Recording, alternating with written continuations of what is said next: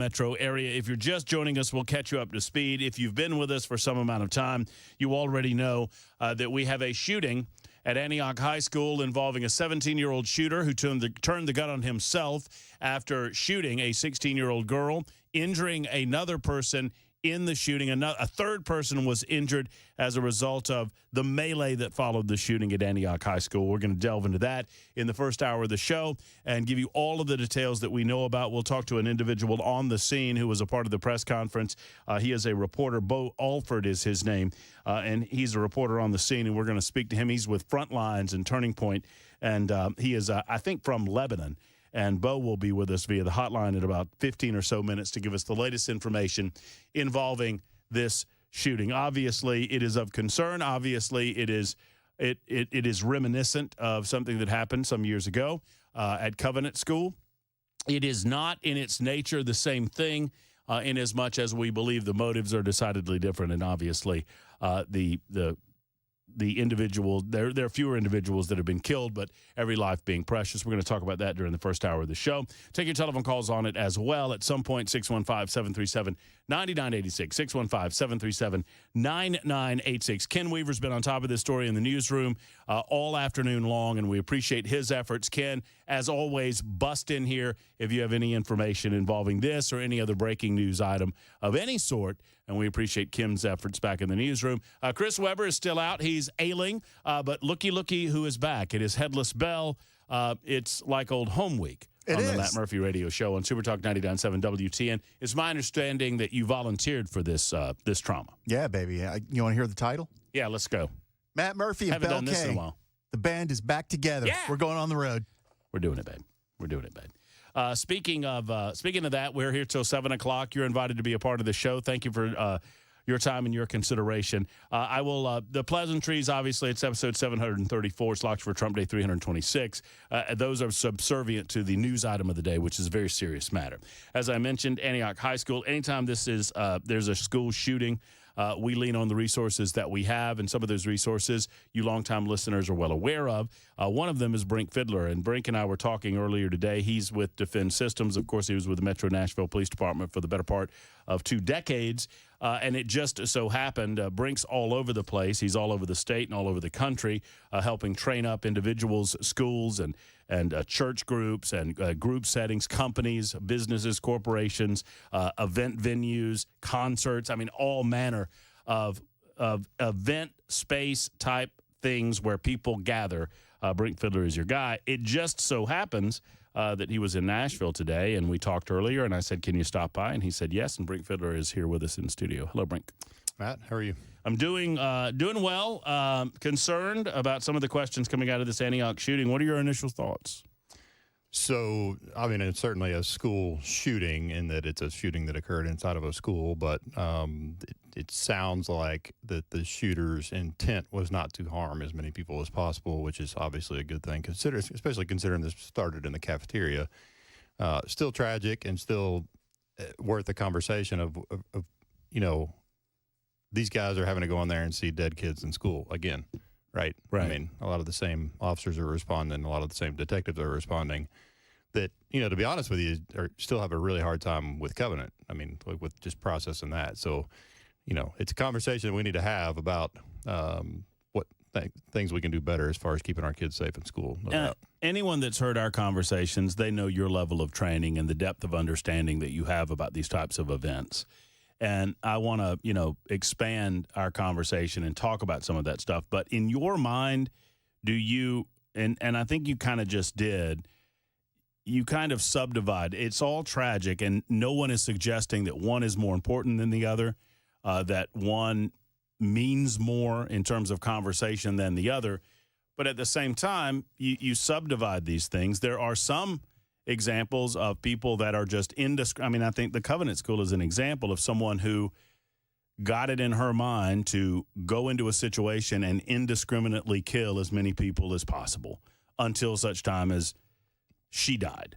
In this case, it seems, at least initially, that this was more of a targeted thing.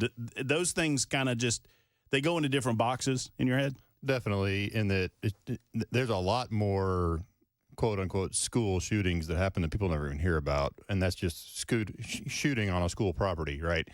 So, there's on any given Friday night in America, whether it's a football game or basketball game, whatever. I mean, there's shootings that happen all the time at those events, in the parking lots, heck, in the stands. I mean, and that's very different than trying to enter an environment and kill as many people as possible indiscriminately, right? Those are two totally different things.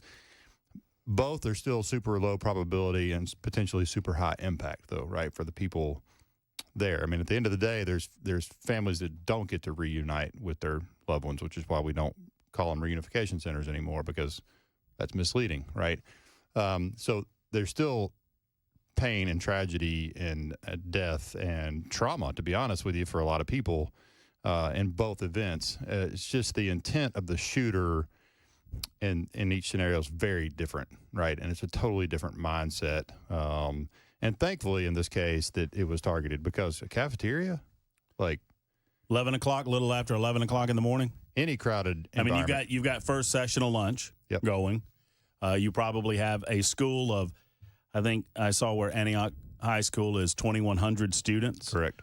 So you've got a series of lunches going on in that cafeteria. I would expect that there's hundreds of students in that cafeteria. So you're right that someone who wanted to do more damage probably could have, had they the ability. 100%. And or not the ability, the want to. The drive, right? The motivation. Right. When we're advising schools and other organizations, but especially schools, on security posture and SROs and those kind of things, we talk to them a lot about cafeterias and gymnasiums and school assemblies and things like that, where it is that crowded. Like, the only answer for an environment like that is somebody shooting back, right? Like a good guy meeting force with force. Like, that's what you have to do in those environments, because you can't evacuate them, right? That's why there's an overwhelming amount of force at large event gatherings. Like, and in Nashville specifically, there's more force than you'll ever know, like, with the ability to counter assault. Right, like to the point that, and I'm not making light of this, I'm being dead serious. We discussed the New Year's Eve situation, the truck situation down on Bourbon Street in New Orleans. I've been in those environments on Bourbon Street, and I've actively thought on those Saturday nights or at a holiday event or where there's a big event in town, and I've thought the same thing on Lower Broad. Like, what are you cops doing? Right? I mean, you know what I mean? Like, what are y'all doing? You gathered around talking, what are y'all doing? Yeah. Well, what they're doing is that they are there positioned for the unlikely, and God forbid, you don't want to think of it as happening, but it does, and you need those men in position. And I would note that on that Bourbon Street, and on that fateful night, no one who was on that street made any of the decisions that would lead to those barricades being down on such an important night. However, I saw the camera video, and I'm sure you've seen it, where there was a gathering of police officers, probably 10 police officers gathered on a corner, and they heard something, and all of them just ran as fast as they possibly can to the danger. That's what they're there for. 100%. Counter assault force, right? So, the president has a security detail, and then the president also has a counter assault, vehicle and team with him. Matter of fact, I think the first time this kind of was seen by the public specifically was at the Trump assassination. The guy that gets up on stage that's in, full kit, if you will, and the tag, and he's looking out. Yeah. So those are two different things, and those are two different conversations to have, right? Is security detail and being preventative and meeting force with force, but then a counter assault element, if you will. That's more proactive? Well, their job, so like we talk to church security teams about this a lot, right? So if you have a church, and everybody at this point I think probably has a church security team of some stature, right? And usually that's a group of volunteers that have volunteered to be on the security team, and they have, handguns, and they hopefully train regularly and all those things. And that's great. And that is to deal with what we've seen to date, which is some whack job coming into a church and wanting to shoot the place up. That's what they're there for. What they are not potentially ready for is 4 trained attackers, right, with long guns. Your church security team that all has pistols and may or may not train, they're not. I mean, they're to stop one element of force, but not like a trained team of individuals. So there's a lot of conversation happening around security details and then counter assault details. Like what kind of firepower do we have to meet force with force, especially in a crowded environment? Back to what we're talking about, you can't evacuate a packed out church sanctuary or a packed out cafeteria or a packed out gymnasium quickly. It's just impossible. So the only answer is meeting force with force very neutralize the threat. 100%. Somebody has, well, think about a covenant. That would have made a huge difference. Somebody shooting back inside those doors. I mean, it would be a very different conversation. So, and that was almost, and you and I have talked about it plenty, but it bears repeating for those new or who were not privy to those conversations. The Covenant School situation, absent someone with a gun right there in the facility, from a police perspective, that response was, I don't want to say perfect. I mean, everything can be perfected on, but I don't know how you would have done better in terms of what the Metro Nashville police did. They were there in, 8 minutes? Yeah, I mean, do you disagree? Do you think, was it? No. So, couple things on that. We had Colazzo on our podcast recently and unpacked the whole thing with him. It was pretty interesting. I'll talk about that a little bit. But was he the first on the scene or the one that shot her? He's the one that shot her with the pistol. So Rex shot her the first time with the rifle, and in the body cam footage, you see another guy move up on her because she's still moving with the rifle and shoots her again with the pistol. That's Colazzo. He was actually the first one in the building. The body cam footage that was released makes it look like Rex was the first one in the building. But he wasn't. Actually, Colazzo was the first one in. He went in by himself before Rex and them got there, which is pretty remarkable. And he made some decisions on going into that building that, like, number one, he had been told on the way there that the shooter at Covenant was a male in camouflage with a rifle. Okay, so you know you're going to a rifle fight. So you need to put on heavy armor that stops rifles, and you need to grab a rifle, right? And he did neither of those things. No, he had both, and he left them because when he pulled up, and I said this the other day, and I thought I remembered this correctly, and this was a few weeks ago, and somebody said, no, that's not true. The guy that shot her had a rifle. I said, I understand that, but I thought I remembered you telling me that the initial breach in entry of Covenant happened with an officer that decided time is most important right now. That's exactly right. And I'm willing to risk my life in order to get in there more quickly. And he did. Because when he pulled up, and you've seen the footage, Matt and Mary Craig are out front, and they're like, he went in here, and Colazzo goes in the same door she went in by himself with a pistol and soft armor to a rifle fight and cleared all that and then ended up joining up with the rest of them. But it's a pretty remarkable story. Now, Rex, also, he grabbed his rifle, but he left his heavy gear. So both those guys went in there with the equivalent of wearing a T-shirt. I mean, as far as armor goes, right? But they did it anyway. So, but as far as the police response goes at Covenant, yeah, textbook. I mean, when they go in the door, they don't have stimulus, i.e. gunshots. You have no idea where the shooter is. You've got to start hitting rooms. And just clearing them. Until you as get quickly stimulus. as you can. And then they got stimulus, shots being fired. And at that point, you skip. That's right. To the stimulus. You book it. Right. I mean, almost all caution goes to the wind at that point, to be honest with you. And they did. And so, but at the end of the day, what stopped them? A good guy shooting back, right? Like that, and it wasn't a crowded environment that we couldn't evacuate. All right, so we'll take a quick time out. We've got Bo Alford, who is on the scene. Bo has been there all day. He's from Lebanon. He reports for Frontline, and I think he's also with Turning Point. But he was at the press conference earlier today, and I want to get his perspective from the press conference, some takeaways there. We've got Brink Fiddler in studio with us, dissecting the event that happened earlier today at Antioch High School, where we have two dead. One is the shooter, one other person dead, 16-year-old. That's all we know, or at least that's all I know about the individual right now. Another person wounded in gunfire, and a third wounded due to the ensuing melee, as you might expect, people trying to get away from gunfire right after the event. 20 after the hour, Super Talk 99.7, WTN.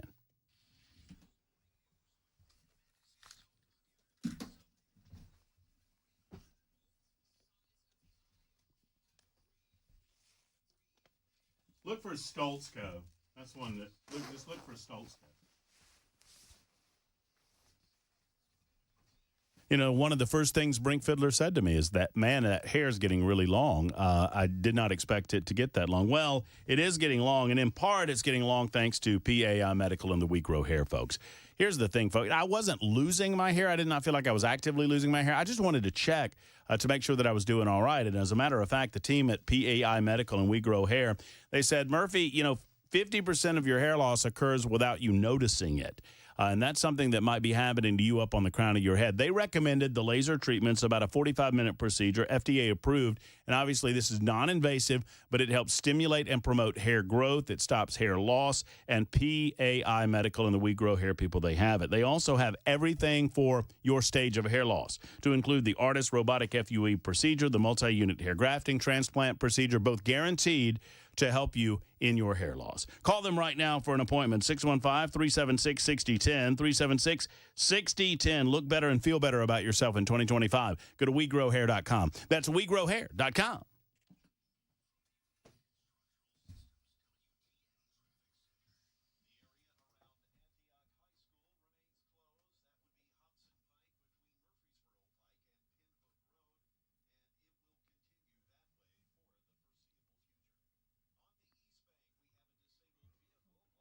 Tracy's not coming. She says she can call in, but one thing I want to hit on, I don't want to snitch him out, but like,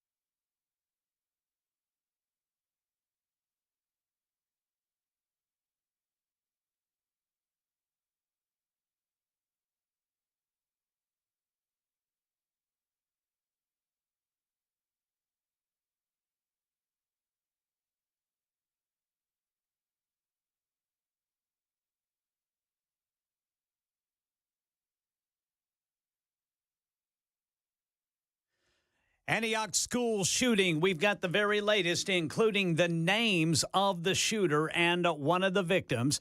And more President Trump executive orders, including one deploying active duty military. Coming up at 3:30 on Super Talk 99.7 WTN. All right, thank you, Mr. Ken Weaver. There's Ken Weaver on top of things out of the Super Talk 99.7 WTN newsroom. We have Brink Fiddler from Defendant Systems in studio with us.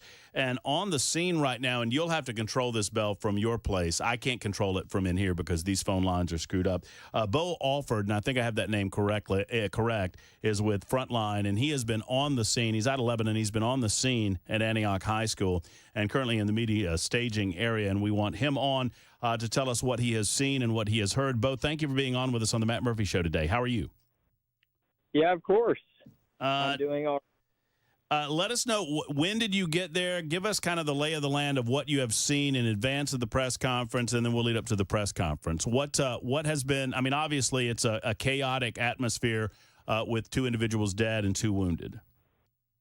Yeah, so getting here was a little bit of an issue. They've blocked down a good majority of the roads all around the school. There's one major road open, and that's right beside where the students are getting back together with their families and friends. That's also across where the media is. Listened in on the press conference, and I've been around a lot of the reuniting of the families. I would imagine that, for the most part, those reunifications are just incredibly emotional. The fear is that this would be even a greater event, and every life is precious, and we're worried about the family of the 16-year-old that's died. But just talk to us about the reunification process, and is that ongoing, Bo? Yes, it appears to still be ongoing. Of course, it's very emotional. There's been quite a few where they just scream out in joy when they see their loved ones. So it's beautiful to see, and then it's sad at the same time. The emotions coming out of the parents and then coming off the students as well. We're talking with Bo Alford. He's on the scene. He was in the press conference earlier today, had a front row seat to the press conference. Give me your impression on what we learned from the press conference, and for those who are just joining us on the afternoon drive home, what was said there with regard to motivations, or did the authorities get into very much of that, Bo? The authorities did not get into much of anything, to be honest with you. I got a lot more information from an interview with one of the students in the cafeteria that I can talk about here in a second. I understand that the police have to wait till everything is verified and confirmed before they can release it to the public, but they were very vague on most of what they said. And do give us a sense of, for those students that you've been able to speak with, I mean, have you been able to do that? And what was the indication that you got from anybody that you were able to talk to on the scene? Yeah, so I was able to speak with one student in the cafeteria and her friends. She actually made contact with the shooter, and she didn't know it at the time that he was the one that pulled the trigger, but she took him to the to the nurse's office, and according to her, it was a gunshot wound to the arm. So it wasn't a lethal shot unless he shot himself again. Again, I can't confirm any of this information. This is just what the student told me, that she was in the cafeteria and what she witnessed. And then according to her as well, she said that it was out of jealousy and that it was 2 girls involved in a lesbian relationship, and the shooter wanted one of those girls romantically and shot both of them out of rage. Again, I can't confirm that. That is just what the student told me. Okay, that's just information that you received from the scene, from an individual that was in the cafeteria at the time. Bo, any takeaways from the press conference itself? Any questions that popped up in your mind based on, I mean, obviously all of this is early. We desire this information, and when we can't get the information, it leads to a certain level of speculation. But what was the impact that the press conference left with you, and what, if any, questions do you have as a result? Well, just wanting answers. I think everyone just wants answers. And the press conference didn't give you too many of them. A lot of the answers they gave was it was an ongoing investigation, which, of course, it is early. I can understand that, but you would think they would be able to give off a little bit more than they did. Great work by you, and I know you're doing some reporting with Frontline, and we appreciate that. Thank you for being on with us today, and any information that you get that you think is of value to the audience, feel free to use that hotline number, give us a call back, and let us know, Bo. Of course, you got it. Yeah, thanks a lot. There's Bo Alford who joins us. He is reporting for Frontline. He is on the scene at Antioch High School on Super Talk 99.7 WTN. We'll get back to Brink Fiddler in just a moment, right after Ken Weaver's newscast. And Ken Weaver's newscast happens right now.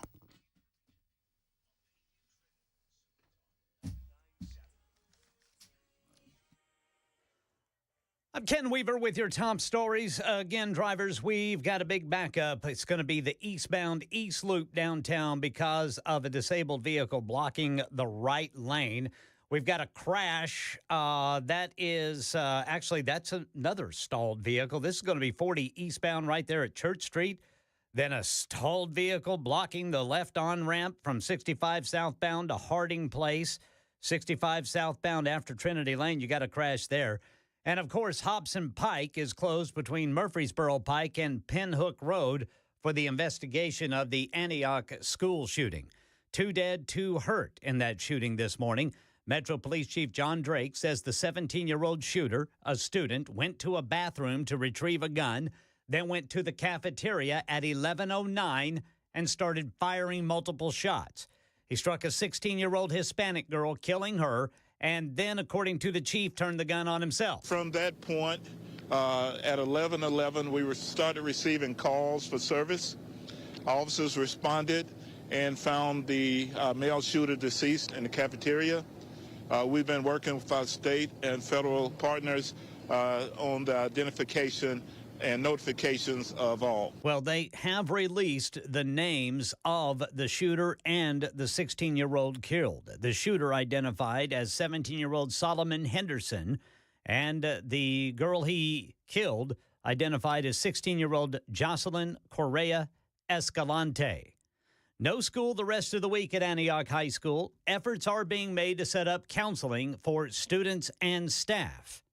As far as a motive, the chief says they're looking into whether the shooter brought a gun to school before, and he says there are materials on the internet being looked at as part of that investigation. That's the latest news. Traffic and weather next. I'm Ken Weaver, WTN News.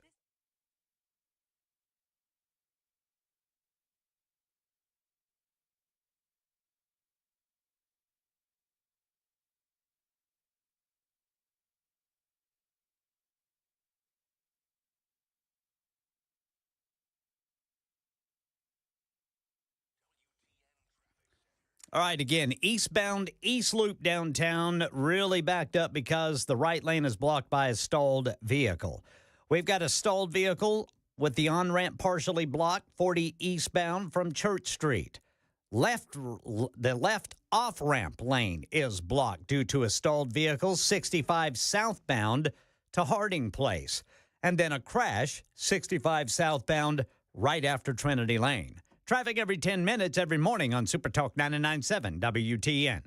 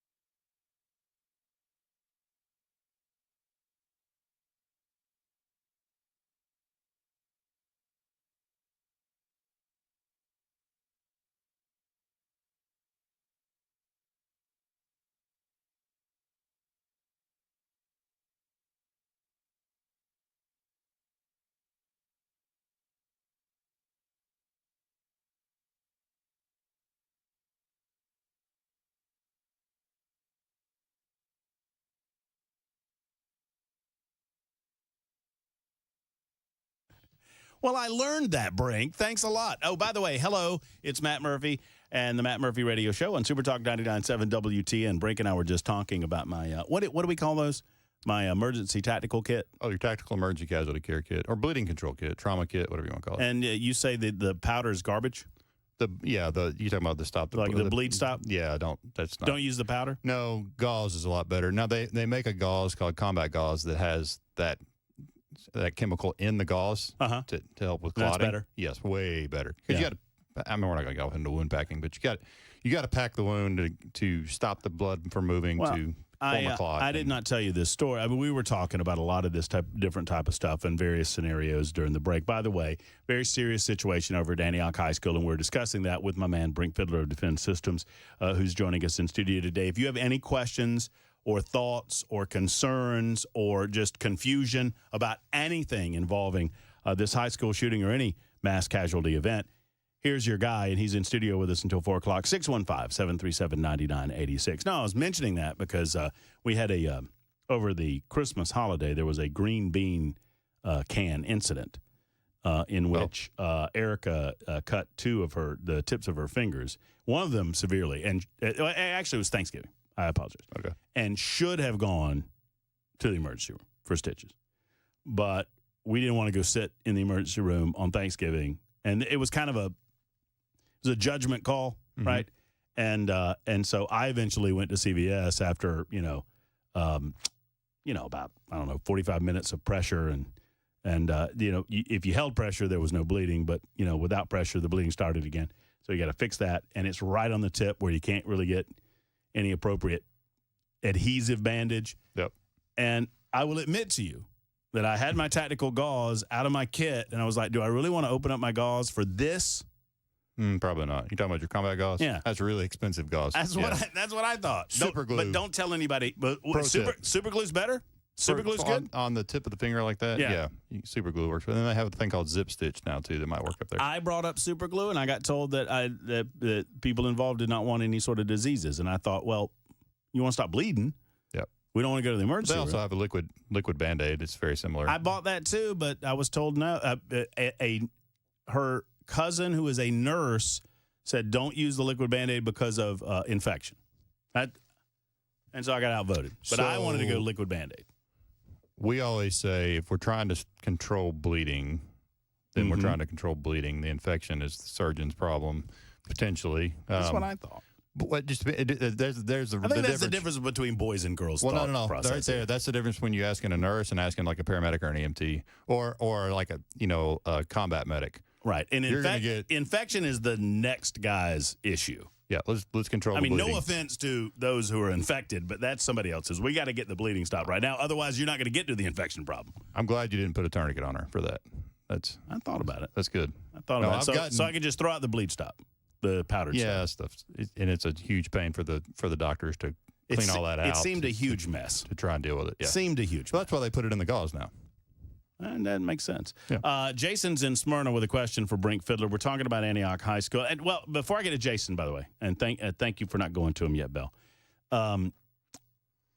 What are your initial thoughts about what we know about response, and what have you heard, if anything, regarding within the school? It's my understanding there were 2 SROs at the high school? There are 2 SROs assigned to that school. I don't know that they were there. I assume they were, because there's 2 that are assigned there. So we try to give benefit of the doubt because we weren't there and we don't know. But the initial question is, okay, was there an SRO? What would your initial question be about? Was there one in the cafeteria at all? Yes, I would want to know where the SROs were. And you and I spoke off air about this, but when we're advising schools around protecting crowded environments, i.e. gymnasiums and chapel assemblies, cafeterias, all that. I mean, you have to have a good guy with a gun there to just stop any kind of threat, because evacuation or isolating or locking down or all the things you can do when you're in class is a totally different environment when we're talking about a crowded environment. So you have to have, the protocol should be that there's force to meet force there. However, I mean, cafeterias are pretty big, and that thing sounded like it happened really fast. It probably did. So even if there'd been an SRO in the cafeteria at the time, unless he's literally right on top of that table, and even then, maybe not. I mean, right. There was a shooting at the Tops grocery store in Buffalo, New York. It was right before Uvalde, and he live streamed it on the internet, with the webcam. So we've got video of it. He pulls up in the fire lane in front of that grocery store, steps out his driver's side door, and he shoots 4 people in 2 seconds. That's not even enough time for you to process what's happening and draw your gun. Right. So I would want to know where the SROs were. Now, what I'm hearing from people that were in the building, it sounds like the faculty was not prepared. That they saw some doors barricaded, some doors not. Kids all over the classroom, like right in the line of fire on the other side of the door. Kids sitting against the back of the door. Which is a no-no if you've listened to Brink and I for any length of time, It's a game of geometry. Like, right. I don't want to get off into it. Go to hard corners, people. What is a hard corner, Brink? It's simply what you can't see or shoot if you shoot through the door. So it depends on where the door is, whether it's corner fed or center fed, and all these other things. But it's basic geometry. And it should be. I mean, we should remind people again and again and again till you get it ingrained in your head. I understand that if I know that there's somebody on the other side of a door with a gun that wants to kill me, my natural inclination is to get as far away from that person as possible. But that's not necessarily the best thing to do. Right, and that's what a lot of people do. They get in the back of the room behind desk and heavy stuff, but the problem is desks and heavy stuff and all that doesn't stop bullets. Right. So you've literally got to take their angle away, and just hard corners do that. And mentally, if you think of someone standing in a doorway or just before they get to the actual doorway, imagine in that room the place where they can't see, the place where they can't shoot. Correct. From the doorway. That's where you want to go. Most of the time. Most of the time in these types of situations. Depends on the room, but yes, 90+% of the time, yes. And it's your indication based on some early reports that you're getting that maybe that training had not gotten to the teachers to the point that they were doing that? Correct. Yeah. And that's a concern. Very, very concerning. But, you've been through the training multiple times, and you've seen that reenactment diagram from the Parkland, Florida shooting with the dots on the map. That school had active shooter training the year before. So part of the problem is there's no guardrails on what can be taught. Whether it's law enforcement or us as a company or whoever goes in and teaches active shooter mitigation, there are no guidelines or guardrails on what you can tell people and what you can't. A lot of times we go in behind other prior trainers, whoever that is, and the stuff they're telling people is going to get people killed. I mean, it's insane. But so there's no guidelines to follow or that have to be followed, and that's something I'm working on. Hopefully this session on getting some of that nailed down from tightened up legislative perspective. Yeah. 615-737-9986. If you have any questions that we're not talking about, you have an opportunity to talk about it with Brink Fiddler for at least the next 15 minutes or so. Let's go to Jason on line 2. Jason's calling from Smyrna. Jason, you're on the Matt Muprhy Show with Brink Fiddler. Good afternoon. Well, thank you, and thank you for Mr. Fiddler for all that you do. Quick question: why does it take them so long in instances like this, where the shooter is deceased, they know there's no threat, to reunify the kids? Why don't they just load them up on as many buses as they have and ship them to the reunification site and take 2 hours to be done with it? What any ideas on that? Yeah, a couple. So one, every kid that was in that cafeteria is a witness to a crime that has to be interviewed. Being that they're in high school, most of them are juveniles. So you're probably not going to interview them without their parents. So that alone is a logistical nightmare. We'll just stop there, right? Just how many kids were in there? There are potential witnesses beyond that. Furthermore, just the logistics of reuniting 2,100 kids with their families and verifying the identities of both and all those things just Covenant alone took hours, and you're talking a couple hundred kids. Now we're talking 2,100, and it becomes a logistical nightmare on top of having to do interviews, evidence collection. Were any of the kids on their phones filming during? Well, if so, then that video became a piece of evidence, right? Is anybody on the phone with somebody else that overheard? I mean, all those people are now witnesses, and all that information has to be gathered by investigators. So just that on top of the logistics of 2,100 kids is why it takes so long. Thank you. You're welcome. Thank you, Jason, for the telephone call. 615-737-9986. If you have a telephone call, you are, by all means, let us know. So they'll interview everybody? Everybody in the cafeteria, you think? or as many as they that saw something probably. So what do they do? I mean, would and I'm natural curiosity takes over. So you kind of en masse you ask, hey, if anybody saw anything, can you? I mean, do you ask them? Do you do it that way, or how do you do it? They probably have. I imagine they have cameras in that cafeteria, so they're going to know who was where and when. Mm-hmm. But really, it's up to the homicide unit investigators on how they're going to execute that. I know, like for example, at Covenant, they didn't interview any kids because they didn't need to, and they don't want to put them through that. And of course, it's a different age, different brain development, all the things. Now we're talking high school, and teenagers' brains have developed a lot more than a 9-year-old. So they will end up interviewing some kids. I don't know if they'd interview everybody in the cafeteria. I guess it depends on how many people are in there. But they would interview people that saw something just to make sure that they have it right. We heard a good deal of conversation right off the jump, right after this information came out. And, of course, this shooting was just this morning at a little after 11 o'clock in a cafeteria at Antioch High School. But we heard about metal detectors. Mm-hmm. What are your thoughts about metal detectors in our school systems? So I understand why people want them and think that that's a potential solution. But the thing is that people don't think about is if I'm motivated to go kill somebody, then I'm going to walk up. And if the SRO is standing at the metal detector, I'm going to walk up. I'm going to have my weapon in my hand under my jacket. I'm going to walk up. I'm going to walk right through the metal detector. I'm going to shoot the SRO, and I'm going to keep walking. So could it potentially help somebody from sneaking a gun in? Maybe. And it sounds like the kid went to the bathroom to get the gun, so it sounds like it was stashed there beforehand anyway. And the problem is there's no foolproof system with metal detectors and which door is open and which door is not and all that. Because think about 2,100 students, the chaos on a regular day. Like, if that kid goes to school there, they're going to know every hole in the schedule, every hole in the system, every way to get something in a back door from a buddy. I mean, I know that's not the answer a lot of people want, I'm sure, but that's just reality. I mean, my grandpa always told me that locks are for honest people. Right. Right?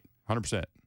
Yeah. So criminals of opportunity, right? Mm-hmm. That helps with criminals of opportunity. But people that plan something like this, and what we see too, like in teenagers that shoot up schools, they don't process. They don't evaluate SROs and all that. They don't care because they're all emotion at that age, right? Mm-hmm. Where we see SROs making a difference, or metal detectors, things like that, are the older shooters like Covenant, things like that, where they actually start to process and make decisions on their targeting based on intelligence gathering. But at the teenage years, that doesn't happen. It's all emotion, and they go in and shoot up schools all the time that have SROs. Can you stick around a little while longer? Sure. We've got Ellen and Craig and Laura all with questions for Brink Fiddler, our man from Defense Systems. It's the Matt Muprhy Radio Show, 10 minutes until the top of the hour on Super Talk.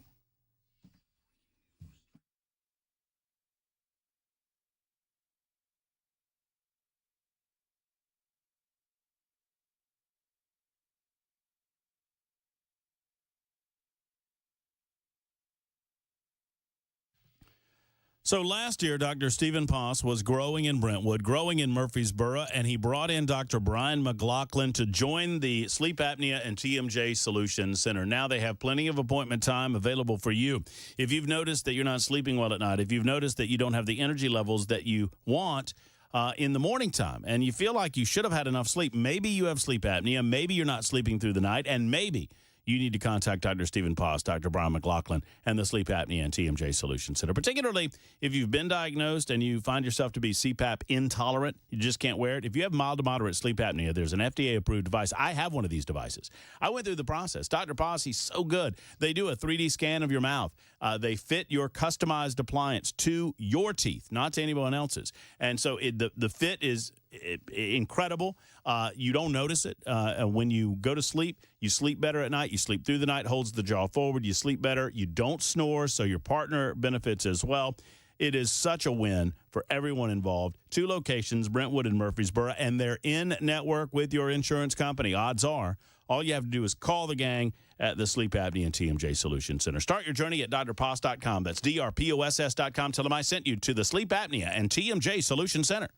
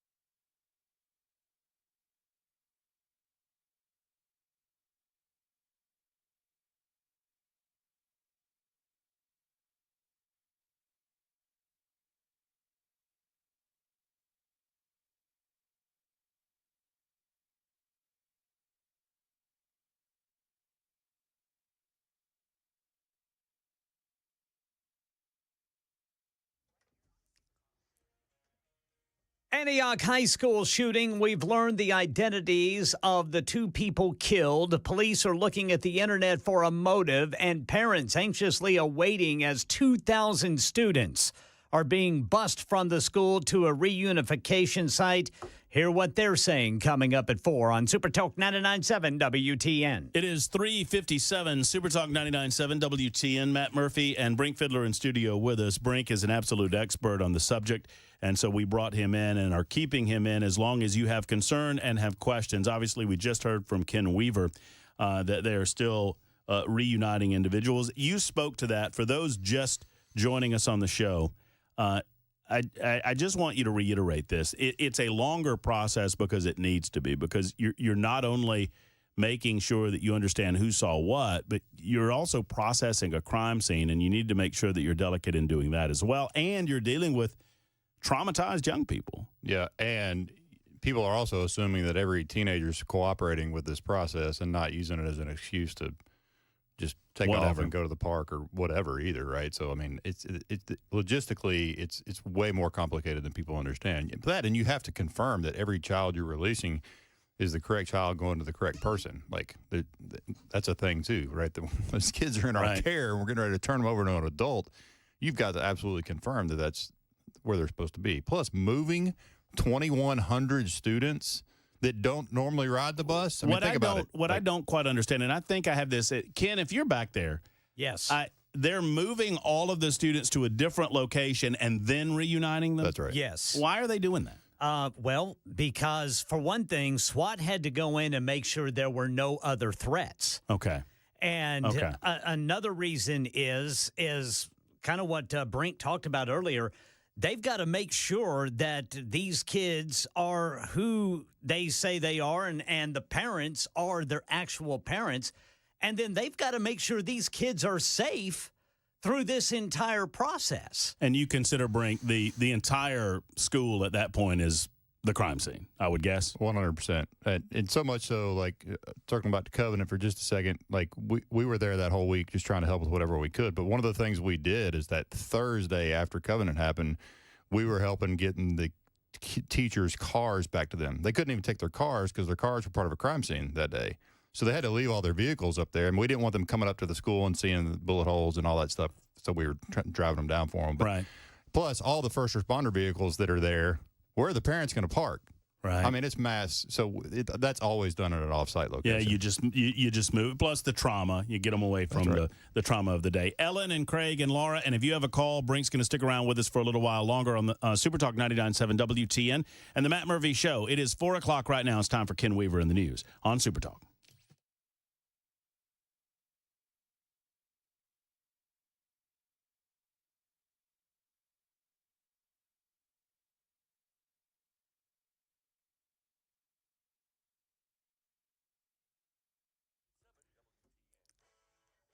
Four o'clock on the dot. I'm Ken Weaver with your top stories. Got the full forecast and traffic in 5 minutes. And right now in Nashville, 2 students are dead. A third suffered a graze wound in a shooting at Antioch High School this morning. Police Chief John Drake says the male shooter took the bus to school, and then around 11:09 this morning, This individual made his way to the cafeteria where he then confronted a 16-year-old, as we identified as a female Hispanic student, fired, striking her. She is deceased. Yeah, the shooter is identified as 17-year-old Solomon Henderson, a student, and the 16-year-old girl he killed, identified as Jocelyn Correa Escalante. As for a motive, the investigation is still very much ongoing. As to a motive, we're looking into that. There are some materials on the internet that we're looking at that's under the investigation on the initial stages. Chief Drake says they're also looking into whether the shooter had brought a gun to school before today. Parents rushed to the reunification center at Ascension Medical Group, where some 2,000 students are having to be bused. Channel 4 interviewed a mother who says her son called her. He actually called me while it was going on, and he was like, it's a school shooting, it's a school shooting. So I told him, I said, basically, drop to the ground, just roll under something, get to something. Another woman says she's had enough. Devastating. My son is not going here. I'm taking him out. I'm not doing this no more. The first day of school, the first week, it was already a gun in there, and they tried to sugarcoat that. No, my son is not going here no more. Well, Director of Metro Nashville Public Schools, Dr. Adrian Battle, says the district has SROs in every high school, shatter-resistant film on windows and doors, and weapons detection technology.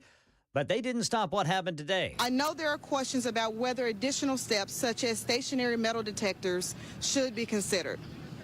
While past research has shown they have had limitations and unintended consequences, we will continue to exploring emerging technologies and strategies to strengthen school safety. So Antioch High School closed the rest of the week, and efforts are underway to get counseling for students or staff. Mayor Freddie O'Connell. We as a community will continue to rally to ensure that resources are available to those families who have been directly impacted by this incident, and certainly to the school community. Metro Police Chief John Drake says homicide units within MNPD are on the investigation, as is the FBI, TBI, and ATF. That's the latest news. Traffic and weather next. I'm Ken Weaver, WTN News.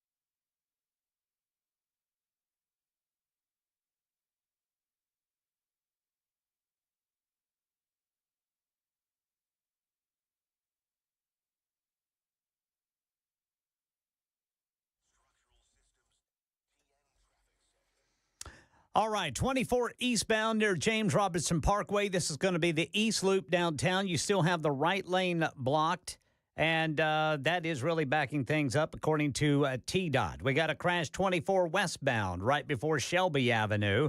That is on the East Loop, too. Then in Whites Creek, left lane block 24 westbound after Old Hickory Boulevard North. Capitol View, a stalled vehicle, on-ramp partially blocked, 40 eastbound on-ramp from Church Street. And then another stalled vehicle, this one blocking the off-ramp, 65 southbound to Harding Place. Traffic every 10 minutes every morning on Super Talk 99.7 WTN.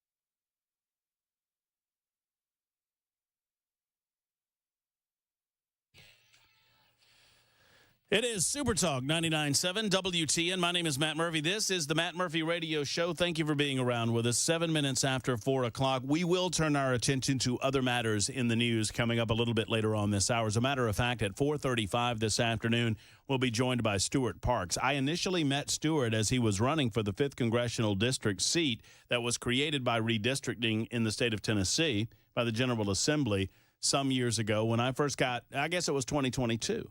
And there was an open primary involved, and Stewart was one of the primary candidates. We interviewed him for that purpose. He eventually was prosecuted as a participant in the January 6th protests and went to jail. And he will tell you his story. If you've not heard his story, we interviewed him right after he was released from incarceration.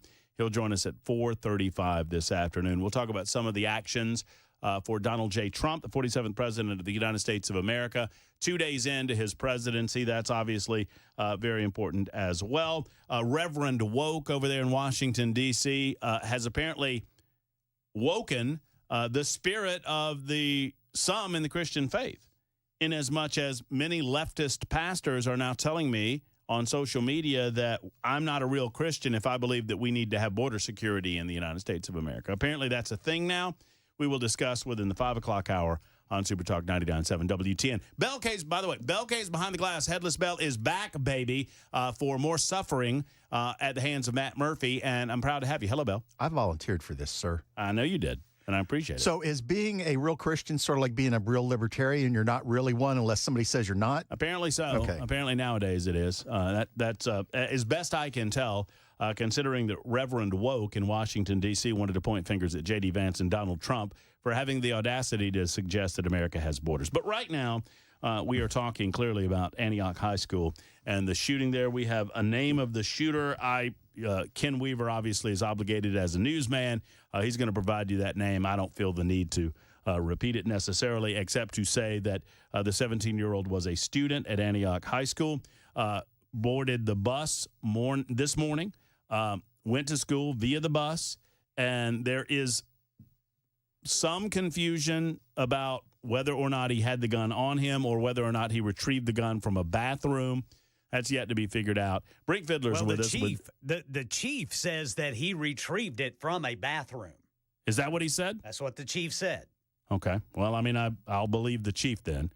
Why you would put Brink Fiddler's with us from Defense Systems, I guess it remains to be seen. You got to figure out the reasons why you would bring it beforehand. You mentioned during the break that the possibility exists that he recognized a breach in security protocol at some level and decided to do it that way. Obviously, if that's the case and if the chief says so, and Ken Weaver tells us that, that would indicate a decent amount of premeditation, Brink. Definitely. Yeah, sure.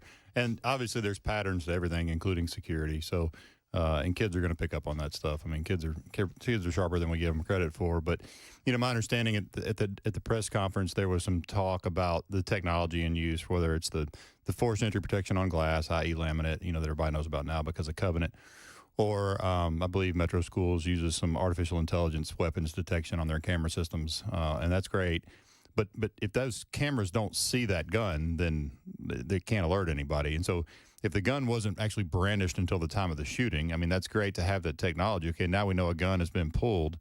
The damage is done, right? So having the people in the building, number one, having the knowledge of what to do. But number two, as you know, a big part of what we do is the medical, like having the people in that moment have the ability to start treating people if they need to, because, the trauma stuff, I mean, now granted, you've been through our 2-day course, but you've also been through the short abbreviated 1 hour that we do as just part of our intruder action training. And you learn all that stuff in that. And it's not rocket science. It's very simple stuff that we need to have in the hands of all of our teachers. And that's something else we're working on statewide. But in the extended course, I would say this, and one of the things that I thought you guys replicated as best you possibly could in the TECC course, the Tactical Emergency Casualty Care course.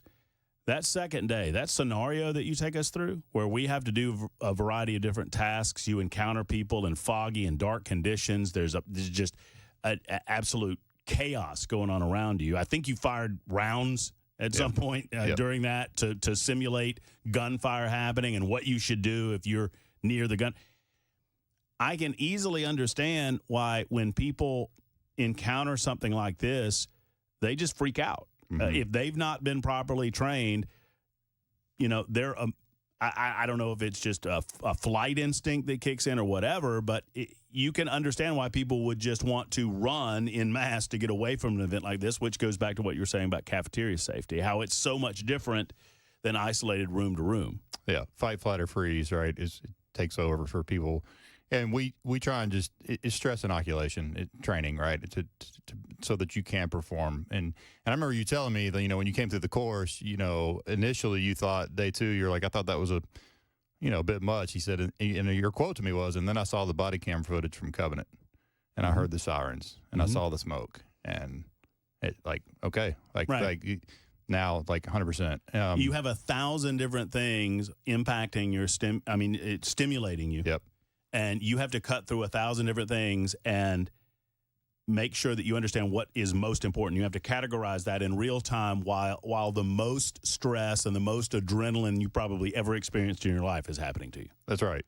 So back to the people in the building knowing what to do, because this thing happened so fast, there was probably no way for anybody to stop this, right? Once the process started, the gun was brandished, the shots were fired, and the student kills themselves. I mean, that's fast. Okay, so...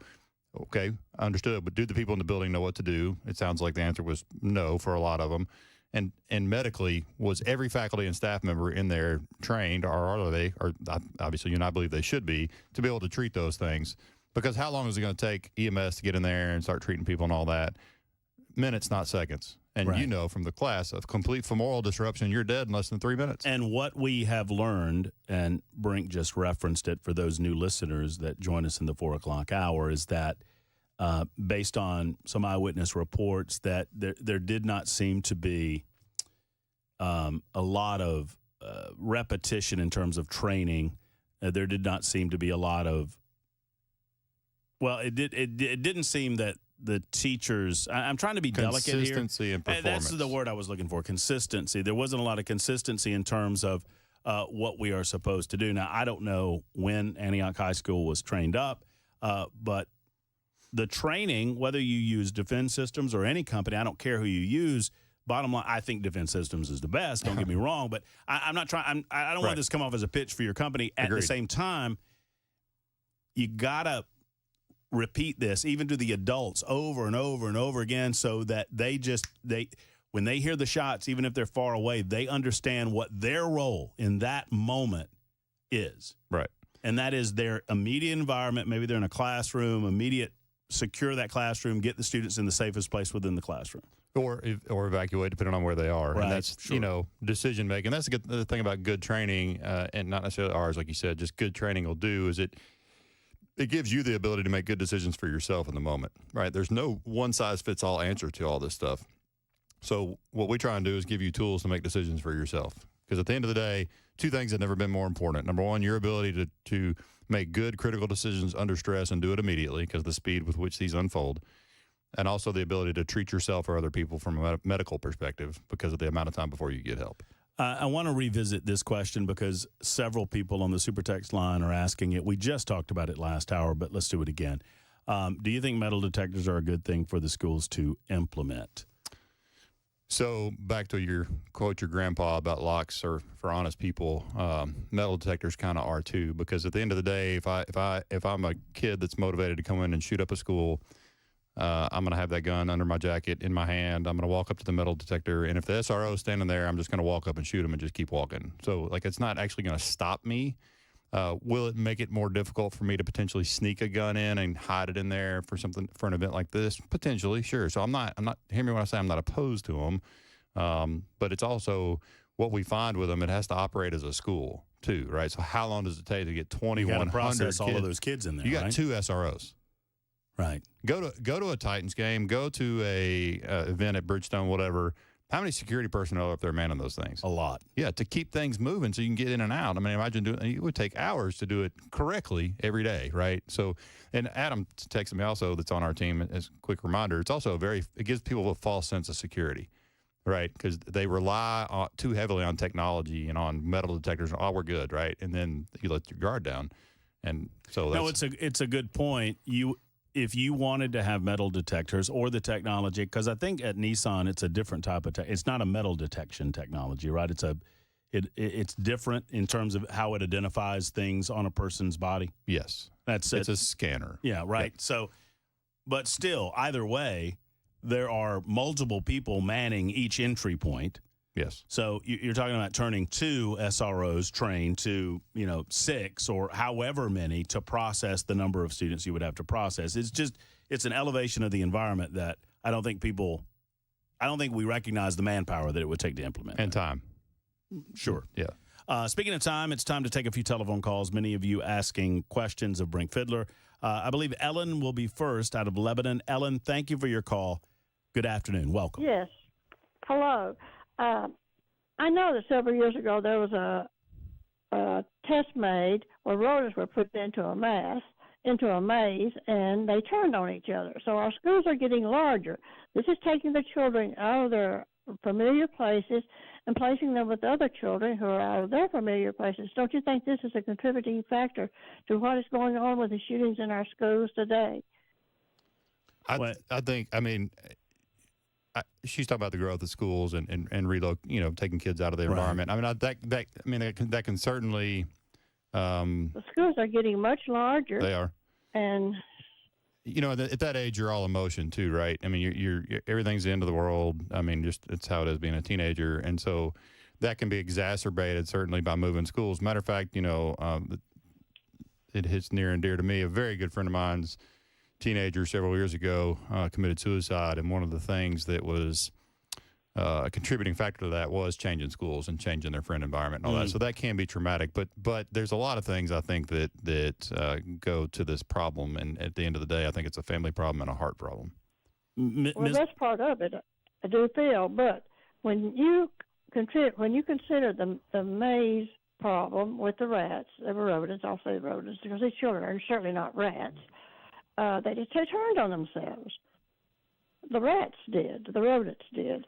And when you get such a large group who are out of their areas, this contributes, I feel like, to the problems that we're having with the school shootings. Ms. Ellen, thank you for the call, and thank you for the conversation. I think it's an important aspect of the conversation to have, whether or not we're doing this in the proper fashion. I should note, too, and it was brought up to me, and thank you for those that did, that apparently, I don't know the answer to this, but apparently Antioch High School has some sort of metal detection in the high school? They do, and my understanding is they weren't in use today.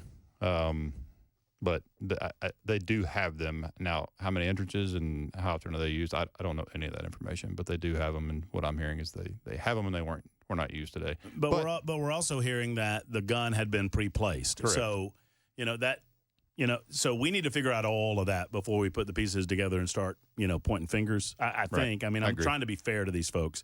There might be a legitimate reason why you don't have them in place today. Maybe they're just using them for special occasions or whatever. I don't know. I don't know the nature of what they use them for or if they use them on a day-to-day basis. 20 minutes after the hour, I don't have anybody. My screen goes in and out, so I don't have anybody on my screen, so I don't know whose name I'm going to. But just tell me who it is, Bell, and let's go to the next caller real quick. We'll go into Craig next on Super Talk 99.7 WTN. Craig, thank you for your call. Thank you, Matt. First and foremost, I just want to say heart and some prayers going out to the Antioch school and their families, and like I say, everyone involved. It's a heartbreaker. I couldn't imagine to ever get that phone call of my child being, gunned down. And been in leadership in my community. We did after the Covington shooting. We did get some state money that we got the doors put up to where the shadowproof glass and things like that. And we finally got all our schools completed just about. So that's a great thing for our schools. One thing I was wanting to ask the gentleman with you, his program, is there any way that we could push legislation to where that's a mandated program to where schools would have to have some kind of program like you have to train these teachers to be aware? Because I know, a lot of schools, in my opinion, they don't do enough training. And again, you got to be careful when you say that, because we ask so much of our teachers to do so much now, and we're asking them to be miracle workers, and so we want to balance that. But I think the program you're doing would be a great awareness program, but it'd be nice if it was some kind of state funding that would come down that would help pay for some of that. So we're working. Thank you for the call, Craig. Go ahead. Okay, so we're working on something along those lines too. Back to not necessarily our curriculum, because that's not what we're trying to do here, but just as a state where we have certain guidelines on things that have to be covered in this training. So no matter who comes in and does the training, whether you use your local law enforcement, you use a different company than us, whatever, we want some guardrails on what has to be covered with the teachers and certain training points and certain things that have to be covered at the end of the day. We train private schools, but we've trained several entire school districts in Tennessee, like entire counties. We've done as large as 6,500 teachers. So, it depends on the organization for us and how we execute that. But as far as mandating some sort of training, we are working on that. Again, we're not looking to make it our curriculum necessarily, but just certain points based on the data and research that need to be covered at every training that's done with the school. I'm looking, I've not corroborated this, but I'm looking at a trusted news source that I have online that indicates that apparently Metro School Director Adrian Battle indicated that metal detectors were pulled from Antioch High School because they had, quote, unintended consequences. And I have no idea what that means. I don't either. That is a quote attributed to the director of Metro Schools, Adrian Battle. I will corroborate that and see. She didn't say that they were pulled. She brought up the prospect of metal detectors, but she said that they come with unintended consequences. Right. So I guess we're kind of putting two and two together then, because we understand that there were metal detectors at some point at Antioch High School, but they were not in use today. And then you have, I guess, did she say that today, Ken? Yes. Was that today? Okay. Yeah, all right, so I didn't hear her say anything about them being pulled from I'm getting multiple sources saying that there were metal detectors at Antioch, but they were inoperable today. So I don't know why they would necessarily be. These are questions that are going to need answers, and understand in real time, and this is 5 hours old, so y'all forgive me if I speak out of turn. And Ken, thank you for the info. Well, I've got the cut. Let's do it. You want to listen to it? I would love it. I would love that. Let's see. Let's hear it. All right. Adrian Battle, who is the director of Metro School System in the city of Nashville, the metropolitan area. She said that the district has SROs in every high school, shatter-resistant film on windows and doors, and then weapons detection technology. But she said that didn't stop what happened today, and then she went on to say this. I know there are questions about whether additional steps, such as stationary metal detectors, should be considered. While past research has shown they have had limitations and unintended consequences, we will continue to exploring emerging technologies and strategies to strengthen school safety. Yeah, I don't know. She's answering a question in real time. So if I tried to give her the extreme benefit of the doubt, I don't necessarily know what unintended consequences they would have. I would think that maybe the unintended consequences are that false sense of security that you were talking about a minute ago. Potentially, but I just want to remind everybody of this. So over 80% of school attacks are conducted by a current or former staff or student, and 90% of that 80 are students. So we keep talking about physical security and weapons technology and shatter-resistant film and metal detectors and all these things, but physical security doesn't mean anything if the people in the building don't know what to do, because when we're talking about schools, we're talking about an insider attack more than likely. The data just supports it.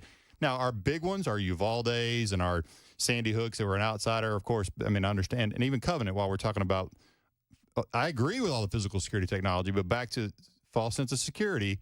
And if that's what you're going to harp on today at a press conference, we had all these things in place. Well, okay. And again, it doesn't sound like today it would have made much of a difference, but none of that means anything if the people in the building don't know what to do. And as you just illustrated with your percentages, the vast majority of the time, the people that are committing these attacks are seen as someone who is supposed to be there. 100%. Right. And that's what you're talking about. And we prep security forces and people with guns and cops and all these things. Like when we're talking about training, like, hey, understand right now you need to wrap your brain around the fact that the person on the other end of your gun that you're going to have to drop is going to be a kid that you know.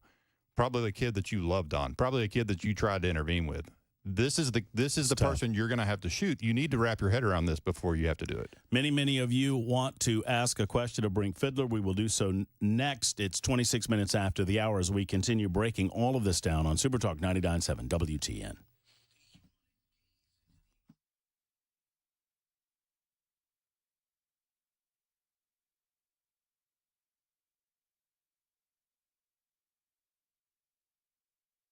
Hey, friends, it's Matt Muprhy for Tennessee Men's Clinic. Tennessee Men's Clinic provides relief for you gentlemen that are looking for reasons why your energy level has dropped in a number of different arenas. Whether it's just a basic workout regime and you're just not feeling it lately, you wanted to get back to the gym in 2025 and you just don't have the energy level, you just don't have the want to that you used to have, or let's be honest, guys, at some age, maybe you're losing the drive in bedroom-type activities. I'm not here to get into the intimate behavior between you and your loved one. I am here to say this. The Tennessee Men's Clinic can help, and this won't solve itself. You need to be proactive in your approach. Get to the Tennessee Men's Clinic. 2 locations. One's in Franklin, the Cool Springs area. The other is right there in Midtown. Been there since 2014, helping people just like you solve these issues the right way. Get with Tennessee Men's Clinic. Schedule that appointment. I promise you, you'll be satisfied. 615-208-9090.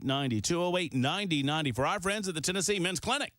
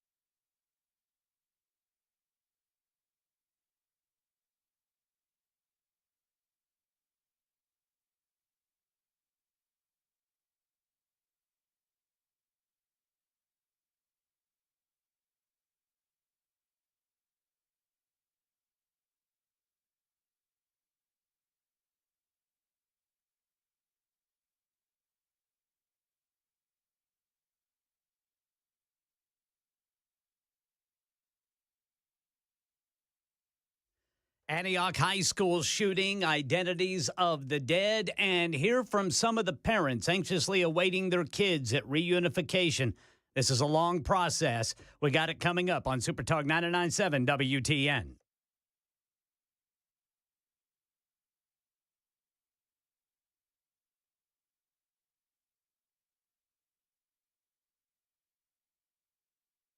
.4:30 on the dot. I'm Ken Weaver with your top stories. Full forecast and traffic in 5 minutes.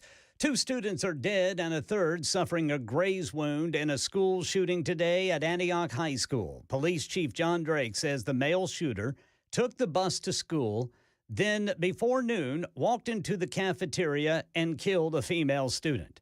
Another student was hurt during the incident. An investigation underway into what happened leading up to it. The shooter was 17 years old. He entered into the cafeteria, firing multiple rounds in the cafeteria, striking her, and then before pulling the weapon on himself. Yeah, the shooter's identified as 17-year-old Solomon Henderson, a student who killed himself, according to police. The girl that he killed 16-year-old identified as Jocelyn Correa Escalante. Chief Drake says investigators are looking at some materials on the internet to help determine a motive. They're also looking into whether or not this shooter had brought a gun to school prior to today. Meanwhile, the process of reunification of 2,000 students with their families is still underway. Buses taking kids from Antioch High School to Ascension Medical Group on Murfreesboro Pike, where Channel 4 talked to many anxious parents. I heard him panicking on the phone. I was at work, and I told him to slow down. What was going on? He said, Mom, they're shooting. I said, where are you? And he said, I'm outside now. I'm running. I said, just run and hide. Stay low. I'm on my way. And that's when I called 911 to see if they had received any calls yet. And so they said, we have received calls and we're on our way. But it's just a terrifying feeling because it's happening so much, and I only have one child. Antioch High School closed the rest of the week. Efforts underway to provide counseling to students, staff, and their families. And real quick, from our nation's capital, Congress has just passed an immigration measure, the Laken-Riley Act, mandating detention of more illegal immigrants charged with crimes, sending President Trump the first bill of his second term. That's the latest news. Traffic and weather next. I'm Ken Weaver, WTN News.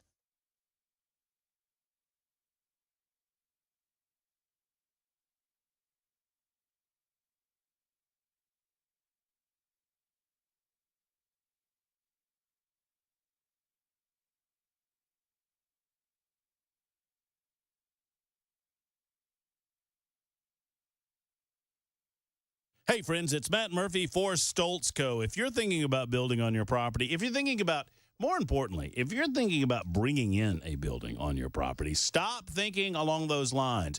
Build something of a more permanent nature with Stoltz Co. They are the best in the business when it comes to building high-quality custom structures at reasonable prices. Stoltz Co. is the leading company with first-class customer service in the creation of post-frame buildings such as pole barns, barn dominiums, garages, equestrian, and event spaces. You know, I had to ask the stupid question. When I sat down with the gang at Stoltz Co., they were laughing at me because I'm like, okay, explain to me what makes a barn dominium. And they walked through it with me. Okay, what makes a pole barn? And they walk through it with me. They'll do the same thing to you. They'll feed you baby birds, and you'll understand it is superior construction quality at Stoltz Co. They're the one and only that I will recommend when it comes to building on your property. So let's go online and find out some of the incredible designs that they have ready to go at Stoltz Co. Go to STOLTZ.com. That's Stoltz.com, or contact them at 615-622-5992. 622-5992 for Stoltz Co.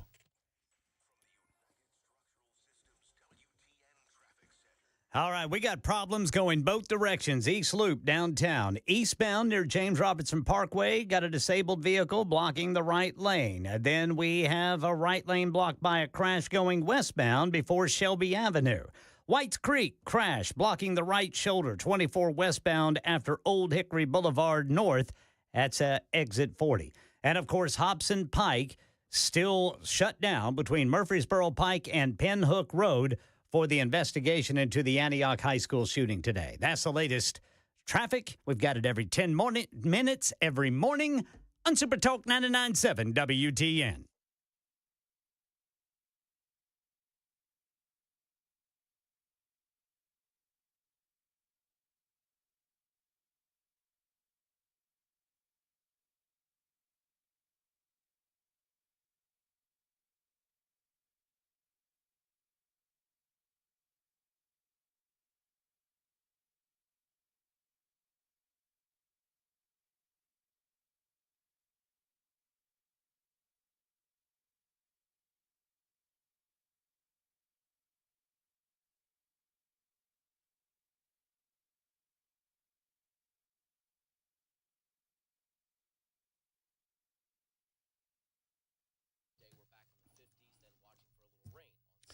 You know, we've been talking about bad people doing bad things to good people, and sadly, there are a lot of those individuals that are walking into our prison system. And I like to say you do the crime, you do the time. Of course, you need to serve your punishment as recompense to society. But what happens when these men get out? I mean, 90% of the men that go into a prison system are going to come out of that prison system. What type of men do we want coming out? The state does no good in trying to capture these individuals and helping them understand the error of their ways and getting them on a path for success, not only their personal success, but the success of the society around them.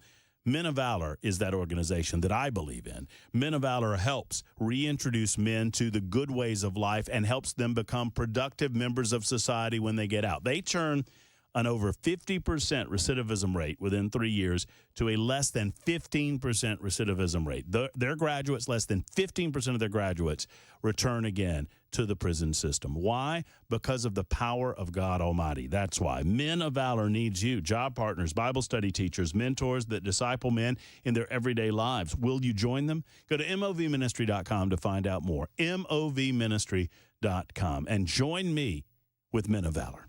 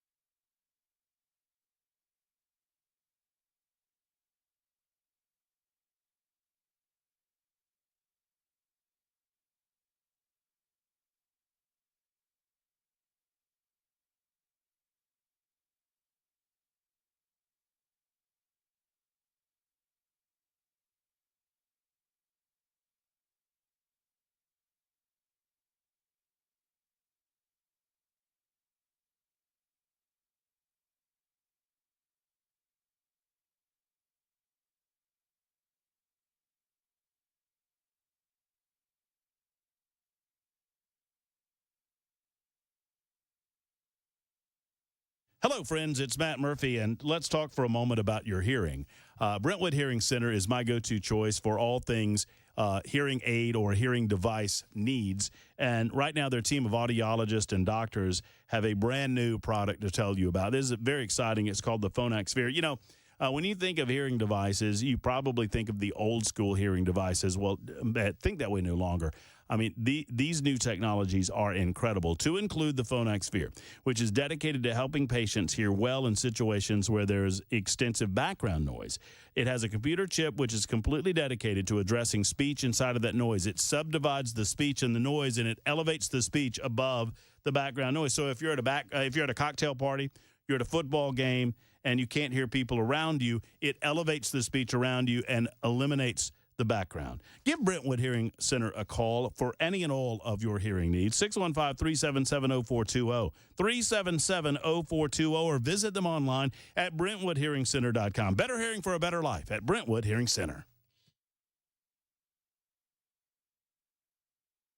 My apologies to those who have been holding. We're going to get right to you. My apologies to Stuart Parks. He's with us. He was scheduled at 4:30. I got to shift things around because of this shooting at Antioch High School. We've got Brink Fiddler in studio with us for about another 15 minutes, and he's here to answer your questions and your telephone calls. You can get those questions in if you don't want to call us at 615-737-9986.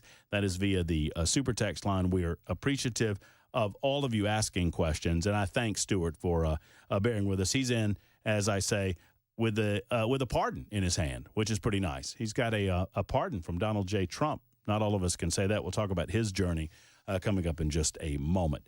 Brink, let's take a couple of these telephone calls. Laura is next in Franklin. Laura, thank you for holding. Good afternoon. Hi. I have a question. I worked in an elementary school lunchroom back when Covenant happened, and they told us after that happened to get the kids into the kitchen. Meanwhile, there are doors to the outside of the parking lot. And that school also, many of the schools here in Franklin have interior and exterior doors, and the kids are told to stay in and not run outside. What should I tell my children? Do you stay in and listen to the teacher, or do you get the heck out of there? So we preach on an acronym for DEFEND, which is deter, evade, fortify, evaluate, notify, and defend. And if you'll notice, evade is first on the list, meaning leave. However, there's certain caveats to that. Number one, is it safe to do so? Meaning, are you going to put yourself in the line of fire trying to get out? Matt and I talked about positioning in rooms earlier. A lot of people think, oh, well, I want to get out the window. Well, if the shooter's in your hallway, no, you don't. Because if they shoot through your door and you're trying to get out a window, then obviously you're not in a hard corner. So evade is first, but that's also assuming you know the approximate location of the threat. Meaning, if you're told there's a gunman on campus, you have no idea where they are, you don't want to run out the door and hope you don't bump into them, right? So there's a lot of caveats that go with that, which is probably why they're giving you kind of the blanket answer. But again, what we do with our training is give you tools to make decisions for yourself based on the information you're getting at the time. And I know that's not a perfect answer, but evade is always first if you can do it and do it safely. So the fact that you're running out to the parking lot, not running into the school, doesn't that just whatever's? Well, we've had some instances where they wanted to flush you out of the building so they could shoot you when you came out. Right, that happened in Jonesboro, Arkansas. That was the original. That was the original plan in Columbine. That Columbine too was the original plan. So that's there's a lot of factors that play into that. But if you know the threat is in the building, and based on the what you're told or the gunshots you hear, you know approximately where they are, and you can get out safely, then by all means, evade is still 100% first. Great, thank you. You're welcome. Thank you, Laura, for the telephone call. I mean, distance is more often than not your friend. It doesn't always cover and concealment before distance. Distance, yes, but cover and concealment as you move, right? Getting stuff between you and the building where the threat was. Not just running across open parking lots and open fields and things like that. Cover and your brain in emergency tells you the distance from danger is your friend. That's true with most danger. That's not necessarily true with bullets, right? Because they keep flying. So that's why we push cover and concealment first as you're creating distance. But it's not distance first. It's cover and concealment as you make distance. And there are some scenarios. I mean, the most awful of scenarios where there's. I mean, the Harvest Music Festival comes to mind. Where there was a lot of distance between the shooter and the individuals involved. But I mean. I don't know that you could have run far enough away from that. You've just got to get in. I mean, actually, nobody could have known this at the time, but what you should have done is run toward the building. Sure. Yeah, right? Because you're taking the angle of the shooter away. Some people finally did that, and a lot of people did identify his location because sometimes he'd get right up on the window and they'd see the muzzle fire. And we talk about that in our training. Of course, you've seen the videos we have from out there and that we show to illustrate that, again, these people just run into the back of the fairgrounds when somebody's shooting at you from an elevated position. It's not helping you at all, covering concealment. How do you keep yourself from going insane when you don't know? You and I think so differently about these things, and you think so clearly about it. I obsess over motivations too much, and it frustrates me that we've gone this far without, and I know you're like, it doesn't matter, Matt. You've told me this 100 times. It doesn't matter. But, I just can't help myself. The idea that we don't know what went behind the motivations behind for the greatest mass shooting event in America's history. Yeah, Vegas. Yeah, people ask me that all the time. And my response is, what difference does it make? Because what I try and always evaluate is will it help us stop the next one? And the answer is no, because their motives are all so different. In the same breath, though, I've completely stolen your phrase, and I use it in our training all the time. We as humans really want to make sense of the senseless, right? Mm-hmm. We crave closure and understanding. And so that's why we want to understand what would make somebody tick, what would make somebody want to do this. And I don't necessarily disagree with wanting to know, but my focus is, will it move the needle? Typically, we can't go back and prevent that one. We can move forward and try to prevent. And the next shooter's motive is going to be different. Their trigger is going to be different, whatever it is. But yeah, Vegas, I mean, I just say, a crazy dude wanted to kill a bunch of people. I mean, at the end of the day. So what can we do? We can better prepare ourselves and the public and our law enforcement and all those things to deal with those threats when they happen. Well, and part of the atmosphere that I live in and part of the world that we live in nowadays, too, I also say that a lack of information leads to speculation. And part of the frustration that I work with, and you probably do too, is that an absence of, for example, people are just really suspicious of our government right now. we're really suspicious of some of the storylines that we've been fed, and rightly so, based on some things that have happened in recent memory. And so when they tell us, hey, this dude had no digital footprint, this dude had no social media footprint, this dude had no motivational footprint anywhere in his past history, and people just look at it, and not just that situation, but certain other situations, and they're like, that doesn't pass the smell test. I mean, we live in an environment now, Brink, where I'm the conspiracy theorist, and I mean this, and I'm being sincere. I'm the conspiracy theorist in 2025 because I think Lee Harvey Oswald acted alone. True. You know what I'm saying? Yeah. I've become the conspiracy theorist. Yeah. And a really good example of that is Covenant. I mean, the messaging about the Covenant shooters' writings should have been better, because you and I have talked about this extensively off air. But, the reason for not releasing them was because all the, reconnaissance information in there and schedules and other targets and all the things that we don't want in the hands of some other lunatic that wants to go execute one of these attacks. The messaging around that was so minimal, like they didn't even say that. If they just said that, that would have helped a lot, right? It wouldn't have fixed everything, but it would have helped 80% of people go, that makes sense. But they didn't. They just said, no, we're going to. No, we're not going to. And then, I can't imagine why people don't trust the government. Right. I mean, especially for the last 4 to 8 years. Well, because people naturally gravitated to the nature of the individual and the fact that the individual was a transgendered person or identified that way or whatnot. And so automatically in the environment that we live in, people thought that the reason that we were not getting information was because of that. I don't think it had anything to do with that, particularly now that we've had at least, 80 some odd pages of some of the writings released. And this was a person that was, by any definition, mentally insane. Yeah. And she'd been planning, she'd been talking about and planning a school shooting for over a decade. So, if you want to go murder a bunch of innocent kids, you have a mental health problem. I mean, that's end of story. No question. Yep. Brian, let's get to you. We'll finish it up with Brian in the borough on Super Talk 99.7 WT, and finish it up with Brink Fiddler, I should say, of Defense Systems. Hello, Brian. It'll be real quick. Thank you for taking my call. Yes, sir. I work for DHS, and the metal detector and the scanners, they're a good thing, but the one issue that the parents would come through is you have them. We can put them through there real fast. No kidding, we can. But the problem is if they divest everything. But if they still keep an alarm them, you got to pull them off the site, and you have to actually do a pat down on them. Now you're going to pat down children that are 9, 10, 11, 12-year-olds. We've done it before, but that's the thing. You'd have to have the parents sign off at that you're legally okay to pat this person down. And I'm retired. I'd be more than welcome to work for free at any high school or junior high school.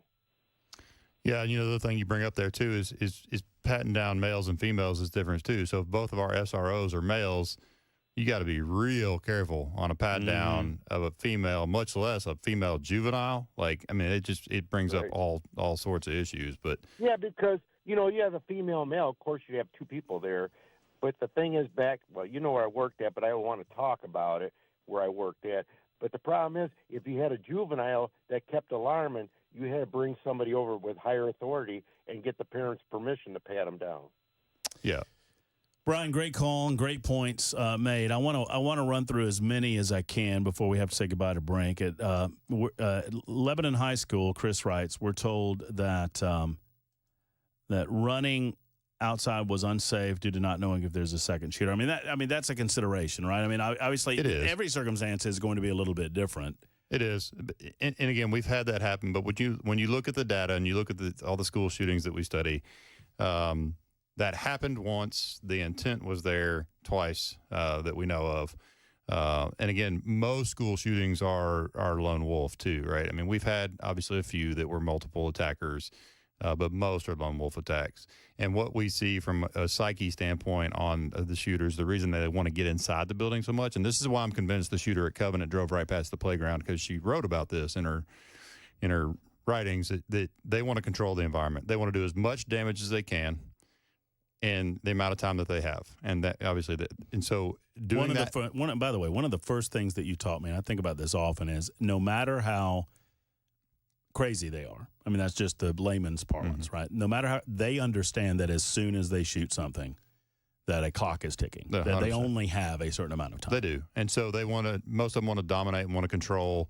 And so that's why we see them go in the building and not do as much outside the building, because you can't control that environment. Yeah, you'll get a few, but very quickly, if that crowd starts to disperse and run and all that, you're not going to get as many as you would if you get in the building. Dave writes in and says, would Brink explain the difference between cover and concealment? Yes, cover is something you can get behind that will stop whatever someone is attacking you with. So you can imagine that's different if that's a Freightliner truck versus an AR-15. So in this case, we're talking about bullets. So cover is something you get behind that will stop bullets. Concrete block walls, brick walls, things like that. Engine blocks of cars. Please understand, most parts of a car are not cover. I've seen a 9mm go right through driver door, passenger door, and keep going. So understand that most parts of a car are not cover. Concealment means they can't see you. All right? Both are super advantageous, though, if somebody's trying to shoot at you. If they can't see you or you're behind something that bullets won't penetrate, then those are the two things you're trying to do. Build those layers as you move away from the threat. That's more important than getting distance first. Any final thoughts? No, just that, what I said when I walked in here. I mean, I enjoy seeing you, but I hate seeing you on stuff like this. And I want people to I guess, closing thoughts are this. Don't forget about these cops, you guys. Like, you got to understand, like, being a police officer is a really tough job anyway. So I've got personal friends that worked a Covenant school shooting, that were very involved, that were in homicide. I mean, all the things, right? Carried those kids to the ambulances, all that. Mental trauma is real. So these guys have a tough enough job already, and we just had to send them back into another school in Nashville to look at dead children again. So keep that in mind for a lot of reasons. The police department does a good job with this here, but the public needs to know stuff like that, because one thing I unpacked with, and it's his story to tell, so I'm not going to get into it, but one thing I unpacked with Collazo was the end of the day when he went home. Now what? Right? He's got a wife, kids. Yeah. So when you have to sit down. Yeah. So with everything in your head. Think about all that. And if you see a cop, tell them thank you, just whatever it is. I mean, I know nobody typically has an encounter with a cop because they're having a good day, and I understand that. I was a cop for a long time. But don't forget that piece, because it's a lot on these guys, and they need to know that. And how many officers are we down in Metro Nashville? We need as many as we can get. Yeah, quite a few. We need as many as we can get. Brink, thank you for everything you do. Thanks. There's Brink Fiddler with Defense Systems, 53 after the hour. Stuart Parks is coming up next on Super Talk 99.7 WTN.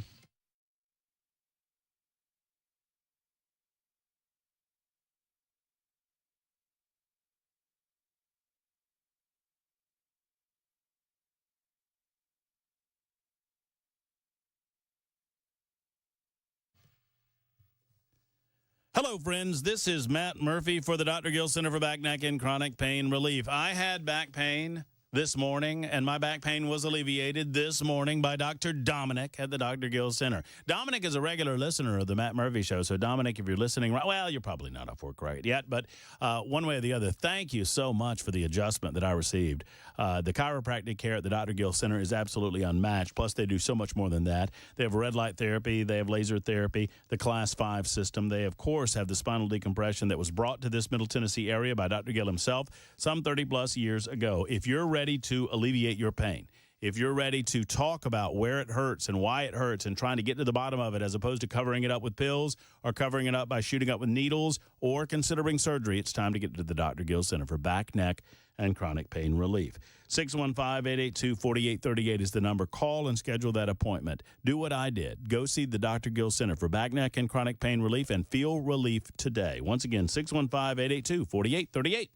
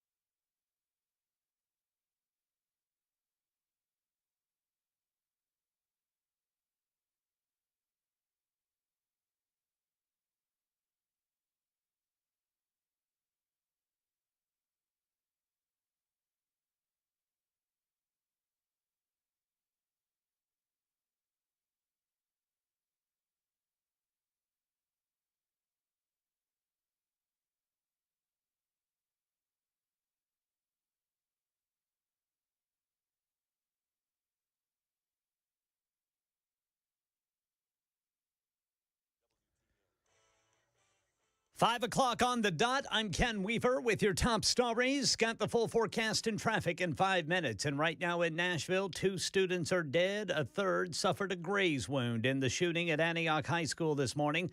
Police Chief John Drake says the male shooter took the bus to school and around 11:09 this morning. This individual made his way to the cafeteria where he then confronted a 16-year-old, as we identified as a female Hispanic student, fired, striking her. She is deceased. The shooter is identified as 17-year-old Solomon Henderson, a student. The 16-year-old girl he killed, identified as Jocelyn Correa Escalante. As for a motive, the investigation is still very much ongoing. As to a motive, we're looking into that.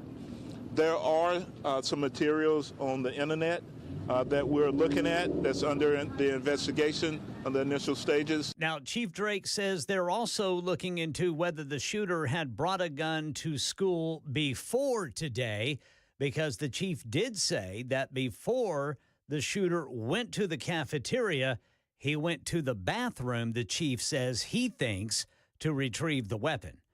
Parents rushed to the reunification site at Ascension Medical Group where some 2,000 students are having to be bused. Channel 4 interviewed a mother who says her son called her. He actually called me while it was going on, and he was like, it's a school shooting, it's a school shooting. So I told him, I said, basically, drop to the ground, just roll under something, get to something. Antioch High School closed the rest of the week. Mayor Freddie O'Connell says efforts underway to get counseling for students and staff. We as a community will continue to rally to ensure that resources are available to those families who have been directly impacted by this incident, and certainly to the school community. Well, the first bill to be signed into law by President Trump will likely be the Laken-Riley Act. Congress passed it today. The measure requires the federal detention of immigrants here illegally if they've been arrested for certain low-level crimes such as shoplifting and larceny, in addition to more serious offenses. The Laken-Riley Act is named for the young Georgia nursing student who was killed last February by a Venezuelan man in the country illegally, who was previously arrested for minor crimes and then released prior to the killing. And House Republicans say they're not done digging into the work of the Democratic-led Select Committee that investigated the January 6th attack. That committee issuing its final report on the riot more than 2 years ago. ABC News national correspondent Stephen Portnoy. In a statement, the House Speaker says Republicans have already exposed the, quote, false narratives peddled by the January 6th panel. Now, a new House Judiciary Subcommittee will continue investigating the investigation.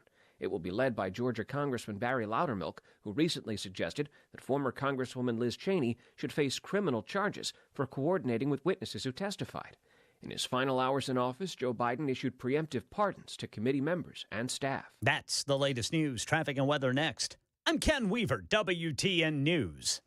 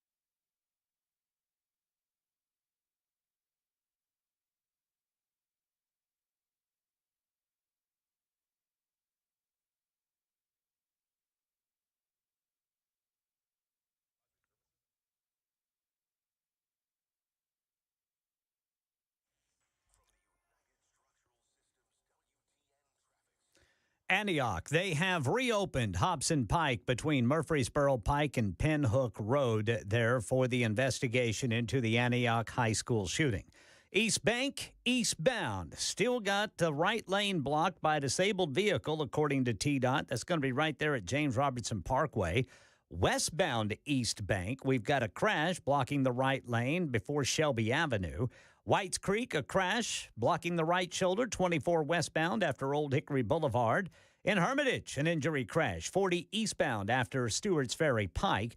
And at West Nashville, a crash reported 40 westbound at 46th and 51st. Traffic every 10 minutes every morning on Super Talk 99.7 WTN.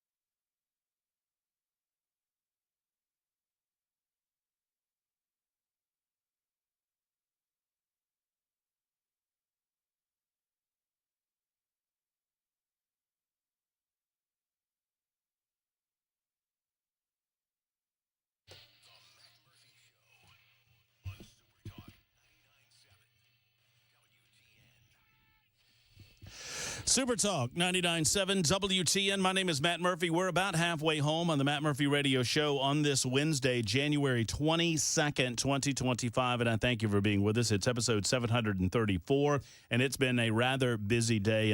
It's been a busy news day in Nashville, a busy news day across the state of Tennessee, across the United States of America, and we've got lots to get into. Thank you to Ken Weaver back in the newsroom for gathering these headlines. He's been dealing with breaking news all day long with the results of what went down at Antioch High School. If you're just in your cars, let me reset this. We talked about it for the better part of the first 2 hours of the show. We're going to move on to some other things in hour number 3, but I just want to remind you of where we are. 2 are dead, 2 are hurt in an Antioch High School shooting.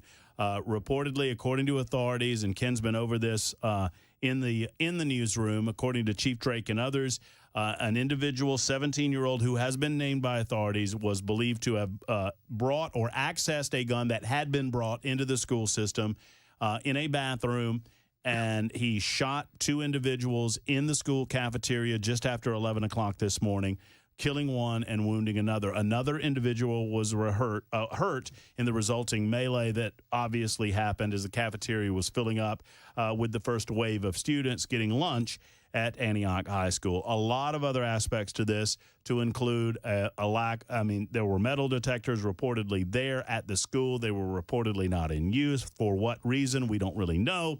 So there's many questions to be answered in the subsequent hours and days and weeks to come. We'll cover it all for you on Super Talk 99.7 WTN. In the meantime, there's lots going on in Washington, D.C. Cameron Smith is with us, as he is on these Wednesdays. Cameron, I don't know if you've noticed or not, but we have a new president of the United States of America. His name's Donald Trump. I heard a lot of things and rumblings from Washington, and I heard things about some salutes and parties and just mayhem, really. I don't know what's going on. How about, regardless of your politics, and I like to say it this way, because can we not just reset and agree that it was a different world on day one, man? I mean, yes. The whirlwind of activity and just the energy levels coming out of that city. And I understand that that's always there on Inauguration Day, but I'm talking about from the Oval Office. I mean, say what you will about Donald Trump, 78 years old. The man, I think, has more energy than I do. I mean, it's possible. At 5 o'clock in the morning, he's got it. He's going up until 11 o'clock at night. He's signing executive orders. He's doing it in an arena, which, you know what? Nobody's ever done that. Why? Because it never occurred to anyone else to do that, but it occurs to him. Joe Biden doesn't do stuff after like 3 o'clock, so the contrast is real here. Right. I mean, heaven forbid we get a 45-year-old at some point. We're going to all be shocked. Well, you never know. I mean, after the 4 years of Donald Trump, we might have somebody around. How old's JD? 12. He can, whatever. He can grow a beard. He can. He can grow a better beard than me. Yeah. Better beard than you, too, I think. Man. You're better than me, though. You have an interesting beard. Yeah, you're very nice. You're very kind. Watch on Super Talk TV and see what Cameron means when he says interesting. You want us to leave you guys alone? Thank you, Bell. I miss that kind of pithy commentary. And I missed this guy, too. We invited, and I want to thank Stuart Parks publicly. I've already thanked him privately for giving us a little wiggle room, what with the breaking news today. But Stuart is in with us, and for those that don't know your story, man, it is an amazing one. And who knew that we would get to this place when this saga started with you, Stuart? First and foremost, you look well. You look great. How's it going with you? Oh, it's going well. Thank you, sir, for having me. Tell everybody a little about your backstory. I mean, I first met you when you threw your hat in the ring for the 5th Congressional District seat that was, created by redistricting and redrawing the lines. You gave an earnest go at that, and it was good to talk with you then. Who knew that the next time that we would have a conversation, it was under threat of incarceration, and then the next time we would have a conversation, you would be getting out of jail. Yeah, I know. Again, thank you for having me on the show. I'm a licensed Tennessee real estate broker. I have several successful real estate-related companies in Tennessee, and God's been really good to me. And you're right. I felt the need to want to serve my country by running for Congress. And while that was going on, I was also facing other legal situation involving January 6th. And, the time came on May 1st, 2023. That's when my trial started, and it was just a communist sham trial. It's just a disaster. They decided my verdict back on January 6th, 2024. I had no shot of getting a fair trial, and then went to prison, horrible prison experience. But thank God this Monday I received my pardon, and the world is just a much more happier place now. Walk through, for those who missed our first conversation, and Cameron, you jump in here anytime you're ready, but walk through what your experience, your individual experience was on Jan 6, and then what eventually they charged you with as a result of what you did. Yes, sir. So I was peacefully present January 6th. There was a legal event, Stop the Steal rally, had permits pulled. They were totally legal, safe to be there. And we didn't know due to our phones, when you go to crowded events, your phones don't work. So we didn't know the event was canceled. Next thing we know, the police is leading us to believe that we can go close to the building. We go to the building. I went through like 5, 6, 7 lines of police just to get to the United States Capitol. And then once I went in through the United States Capitol like I do any other regular door, walked through the door, didn't damage anything. The police is there. They make statements to me and many people around saying, we're with you, we hear you, we understand you. Never once told me to stop, get out, you're doing something illegal. They never once threatened us. And went to the Capitol, saw QAnon Shannon, the horn guy, Jacob Chansley. I didn't see him do anything, illegal or damaging or whatever have you. Sad to say I was near around the corner, so to speak, where Ashley Babbitt was assassinated and murdered. That was just a hectic, crazy scene when that took place.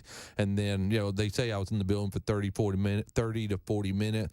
Once the National Guard came to have us vacate the building, I peacefully and willingly comply, left the building, so forth, went home, and then I was raided by the FBI months later. So, for those, and I'm not here to relitigate the entire day, but for those who look back on it and say, well, we saw the violence on television. We saw where people were busting windows. We saw the interaction that some in the crowd. I don't know that they understand how large a place the U.S. Capitol. You never witnessed any of those types of things. You've probably seen them since then, but you never saw any of that day. Correct, and that's like going to a football game. I love SEC football. I've seen, a fight or something break out on the other side of the stadium. That doesn't mean everybody in the Coliseum or the stadium is violent. That's just an isolated incident, and that was the same thing Howard described with January 6th. And we don't even know. I don't know the people, and that's what when I took the stand in my trial. The prosecutor was trying to link me with these people that were being aggressive, whoever, to the building or to another individual at the police. And I kept saying, I don't know them. I didn't talk to them. That's not my buddy. I don't know them. And so that's what, a lot of trick that prosecutors were using on us was to make it look like we conspired to overthrow the government, like we're seditionists, insurrectionists. And so the answer is no, I didn't see any of that. I didn't see any of that till I got home and started seeing the fake news try to condition people to make us look bad. So that's my answer. Do you think any of that behavior on January 6th was illegal?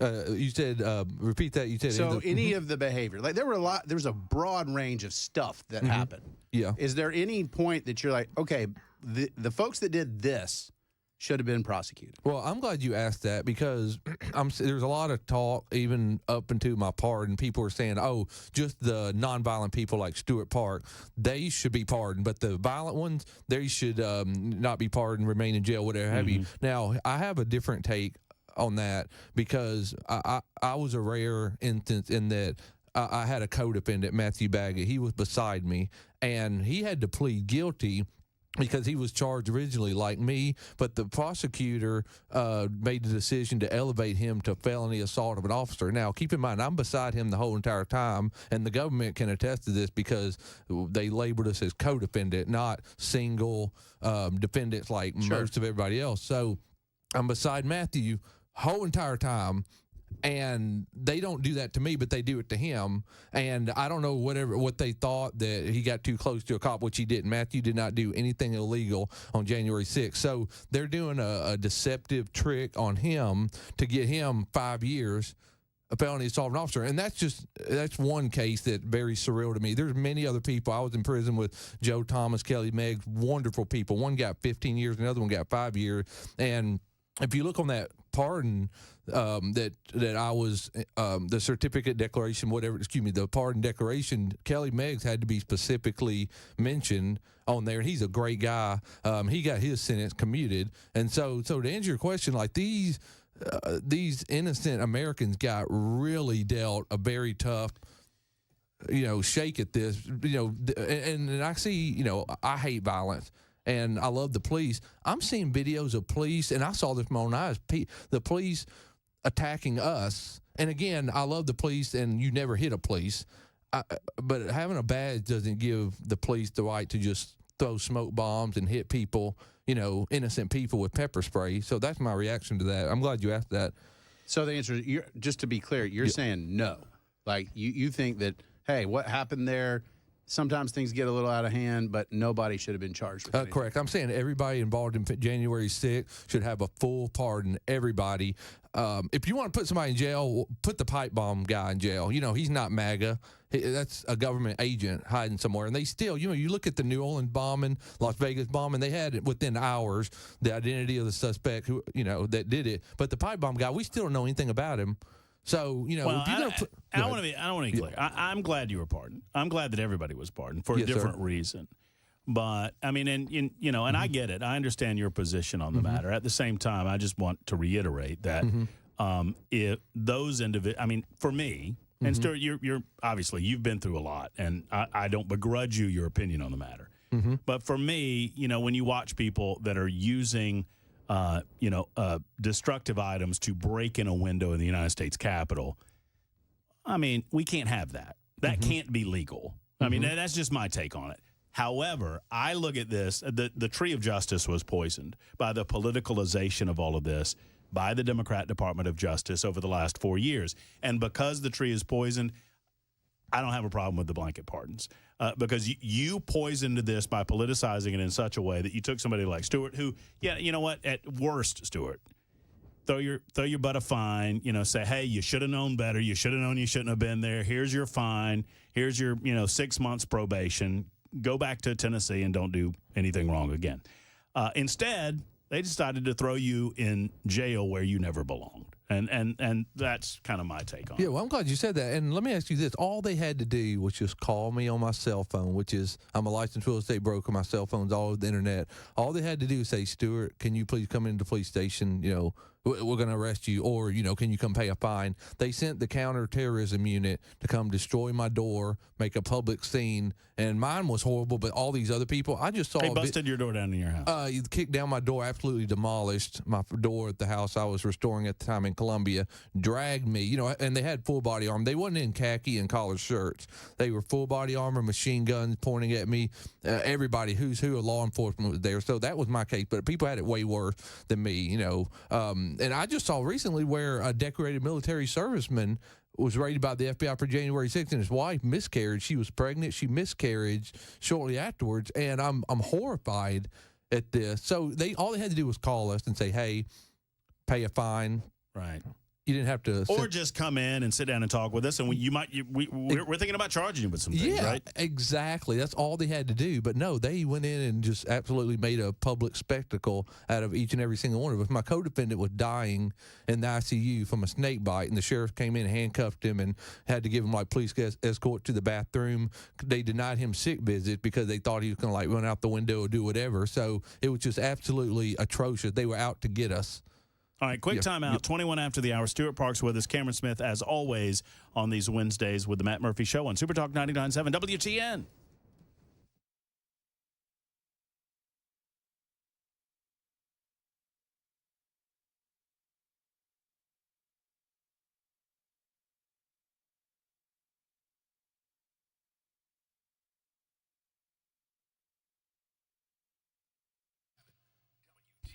You guys hear Dan Mandis with that potty mouth there talking about crap ton? I mean, I'll tell you what. I'll tell you what, that nasty language. Here's a place you'll never see. Well, you might hear some nasty language out of your own home if you find yourself broken into, if you find your property, your valuables taken, or if you sadly experience fire. We experience fire all the time in the state of Tennessee. If you want to protect those valuables that you cherish from fire, if you want to protect your loved ones from the possibility of break-ins, you know what to do. You go to Safe House. Nashville Safe House is available for you, and they have more safes than any other place on planet Earth. I mean, I challenge you to find me the place that has, like Nashville Safe House, they have almost 600 safes. 200 are on the showroom floor. I've seen them with my own eyes. I'm talking all shapes, all sizes, all models, all brands, all price points. They have biometrics. They have storm shelters. They have vault doors, and they have safes galore for you at Nashville Safe House. Gun safes are always sales tax free at Nashville Safe House. I appreciate that, and they have the one that's right for you. You can browse their selection online at NashvilleSafeHouse.com, and I encourage you to do that. But there's nothing like walking through and seeing the selection for yourself, as I've done. Go to 4th Avenue South in Nashville, across from City Cemetery. Tell Mark and his team that I sent you to Nashville Safe House.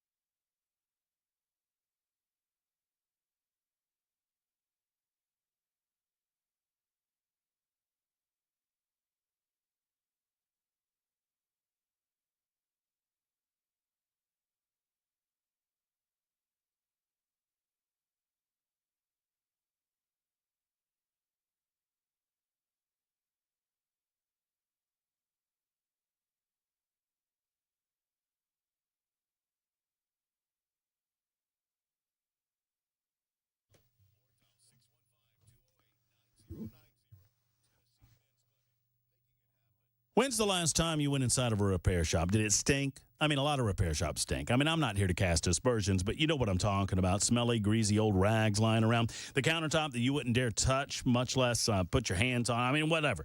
Another thing that stinks in repair shops, shops that keep your car forever. They're not honest with you. They don't call you back when they say that they will. If that was your last experience at a vehicle repair shop, I'm here to tell you about Eurofix. They take the stink out of European auto repair. At Eurofix, you get a free 15-minute no-wrench inspection, an estimate at every visit, no high-pressure sales tactics. At Eurofix, Eurofix. You get a 3-year nationwide warranty and a free loaner car with every repair appointment, and you never pay dealer prices. I love the way that Aaron Stokes is doing his business, and there's a reason they've expanded to 5 separate locations now. Eurofix is in Franklin, 100 Oaks, Murfreesboro, Belmead, and now Mount Juliet. 844-EUROFIX. That's 844-EUROFIX, or go to myeurofix.com. Tell them Matt Murphy sent you to Eurofix. Antioch High School shooting update, and President Trump getting the first bill of his second term, and it deals with illegal immigration. We'll tell you about it at 5:30 on Super Talk 99.7 WTN. Now, we'll talk with Cameron Smith moments from now about all of the bills, all of the executive actions, whether or not we're seeing too many executive actions and a number of other issues coming out of Washington, D.C., in the aftermath of Donald Trump being sworn in as our 47th president of the United States. One of the aftermaths of that event, the pardoning of Stuart Parks, along with a lot of others. And Stuart, let's talk for a minute about what comes next. I mean, you served time. You served your sentence. You don't get to go to an office and get that part of your life back. I mean, that doesn't come with it. But this has to feel good. That you feel like you were overcharged. I guess you don't feel like you should have been charged at all, but certainly most reasonable people recognize you were way overcharged and way oversentenced. What happens now? What does that pardon mean to you? Oh, that pardon, I mean, it means the world to me because I was still on supervised release, so just anything, someone could have falsely accused me or whatever have you, and I'm going back to FCI Memphis and won't get out till August 5th, 2025, which is a very, very long time. So, I mean, it means the world to me. I'm so thankful for President Trump. Thank God for this pardon. This happened so quick, completely threw me off guard. You know, I was thinking maybe Tuesday, Wednesday, earliest, Monday night. I mean, he's already restoring justice back to America, not only myself, but many other innocent people. But means the world to me. Like I said, I've traveled internationally and these international flights. Every single time the border police pulls me aside, takes me to the back room, interrogates me due to my action for January 6th. And, just this had like a massive impact, being arrested from this and the fact that I'm now, the lawyers described to me that it's now completely wiped off like it never happened. And that's phenomenal. But I love that you keep reiterating the 5 months and 10 days of prison time plus the 20 days of halfway house. I can't ever get that back. Do you feel like you should be recompensed in some way for the time that you spent in jail, considering that you believe that, you believe that you should not have been charged? As I've said, I don't think you should have spent time in jail for what you did. Is there a process that you're considering? Are you talking to anybody about possibly, being recompensed in some monetary fashion or some other way for the time that you had to spend in jail? Well, I'm glad you brought that up because I've already been, if you will, invited to class action lawsuits from January 6th defendants. And I think the world of those. I'm thankful to get those invites. There's a lot of conversations, and the answer is yes. I do believe that there should be recompense for this, and it's not just me. When I do my speeches and people hear my story, people are fired up. They're almost screaming at the end, saying, "You need to be, recompense for this." And the public feels very strong, and I see this where people like they want to feel safe in their own country. Like if the government ever comes after me, and once it all comes out, I need to be recompensed. It's like a sense of justice that a lot of people have, and they feel very strongly about myself and many others being recompensed for the time served and the damages. You got to think, this wasn't, some little small town gossip, I go to jail and I'm out. This is the whole world talking about it. Every single government had a say in this. So this is, everybody knows about January 6th. Well, and I like to say, you didn't get to some luxury, club fed, they call them. Yours was a pretty, it was a pretty rough prison, right? Oh my God. Like it was third world at best. It was horrendous. And I wouldn't wish that on my enemies. And I don't even think the criminals that actually do commit crime and serve time, they should be treated. It should be in FCI Memphis, to be honest. The treatment's just horrible. What do you do, Stuart? You just lay low? You just be as invisible as possible? Well, that was the whole point. I was going to keep my head down, lay low. And my first day, guards now released me to general population, and he turned to the leader of the inner prison organization and goes, hey, he's January 6th. But I'm not completely mad. Like, no! But you're like, don't tell him. Yeah, that was, I know now my cover was blown because in prison word gets out who you are, and they want to. Your first day, people want to know who you are. You got good, bad paperwork, everything. And to an extent, that guard, he was looking out for me because that's considered good paperwork. So now, what does that mean? Good paperwork. What does that mean? So good paperwork. Stuart Parks. I love this because Stuart, you are the kindest.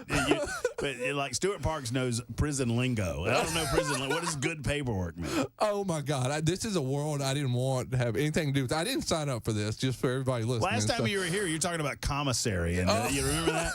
No, like just checking in and all this stuff, all this terminology. It was like literally going to university. This is a world I knew nothing about. But yeah, good paperwork. You live and breathe by your paperwork in prison. So that's why you're there. That's why. Yeah, I'm saying the paperwork means that indicates why you're in prison. That's the charges.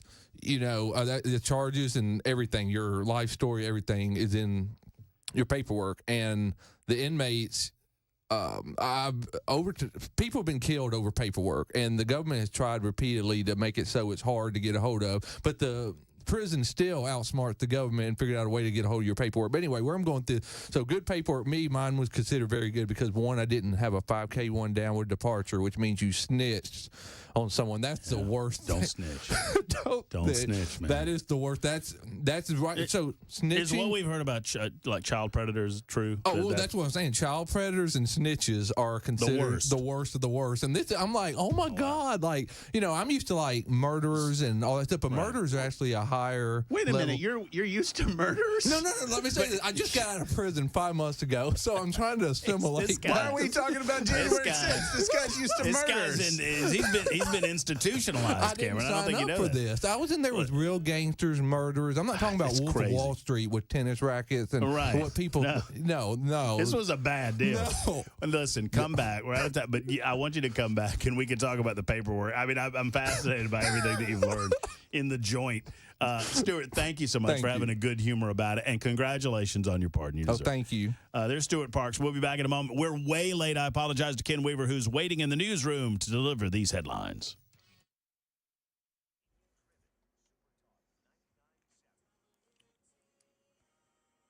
Two students dead and a third suffered a graze wound in a shooting at Antioch High School this morning. Police Chief John Drake saying the shooter is 17 and the victim 16. The shooter was 17 years old. He entered into the cafeteria, firing multiple rounds in the cafeteria, striking her, and then before pulling the weapon on himself. Yeah, the shooter identified as 17-year-old Solomon Henderson, and the 16-year-old girl he killed identified as Jocelyn Correa Escalante. Chief Drake says investigators are looking into whether the shooter took the gun to school prior to today. They're also looking at some materials on the internet to help determine a motive. In our nation's capital, the House has passed the Laken Riley Act with bipartisan support. On this vote, the yeas are 263 and the nays are 156. The bill passed. 46 Democrats joining all Republicans in passing the Laken Riley Act for the young Georgia nursing student, which authorities say was murdered by an illegal immigrant from Venezuela who had gone to jail for minor crimes, then was released before the murder. Under this measure, undocumented immigrants charged with crimes, including violent offenses, are detained. And then it gives state attorneys general the right to sue the U.S. Attorney General or Homeland Security Secretary if an immigrant who entered the country illegally commits a crime. This bill now goes to President Trump's desk. Elsewhere in D.C., a series of executive orders signed by the president this week aim to give legal weight to his moves on the border. One order says illegal crossings amount to an invasion of southern states, the kind the Constitution gives the federal government the obligation to repel. Another order directs the Pentagon to come up with a plan for the military to seal the border. For years, National Guard and Reserve troops have been providing assistance to the Border Patrol. In his first term, Trump at one point sent 8,000 active duty troops to the border. Stephen Portnoy reporting. And the latest news, traffic and weather next. I'm Ken Weaver, WTN News.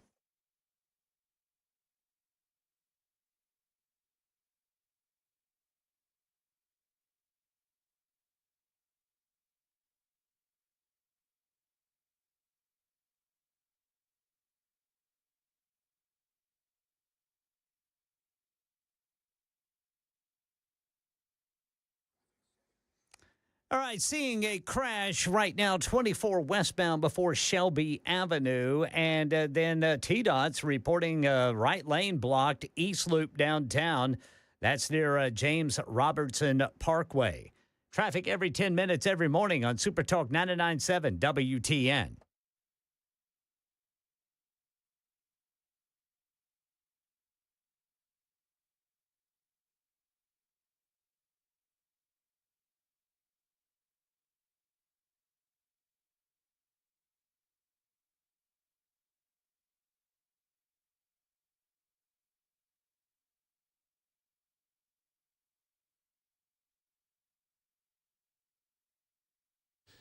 Hello, friends. It's Matt Murphy, and I'm here to tell you about a wonderful opportunity for you gentlemen. It is now January 22nd. That means that you have plenty of weeks, 3 if my math is correct, gentlemen, before it's Valentine's Day. And at Genesis Diamonds, they have what is right for you. If you want your Valentine's Day to sparkle, dare I say sparkle this year, guys, get her something that sparkles. It's what she wants. They have exclusive designer jewelry, cutting-edge, fashion-forward rings, earrings, bands, bracelets, pendants, things you cannot find anywhere else at Genesis Diamonds. A lot of great things are happening at Genesis Diamonds, and they're ready to help you celebrate those important milestones, whether it's an anniversary or it's Valentine's Day. Trust me, half carat to 15 carats at Genesis Diamonds in all shapes and sizes. Plus, ladies, if you're looking for a Valentine's Day gift for the hubby in your life, they have incredible Rolex timepieces, pre-owned, a luxury collection of pre-owned Rolex timepieces that you can't find anywhere else in the world either. The most popular models are in stock at Genesis Diamonds. Green Hills and Cool Springs, luxury pre-owned Rolex timepieces, and the incredible selection of diamonds only at Genesis Diamonds.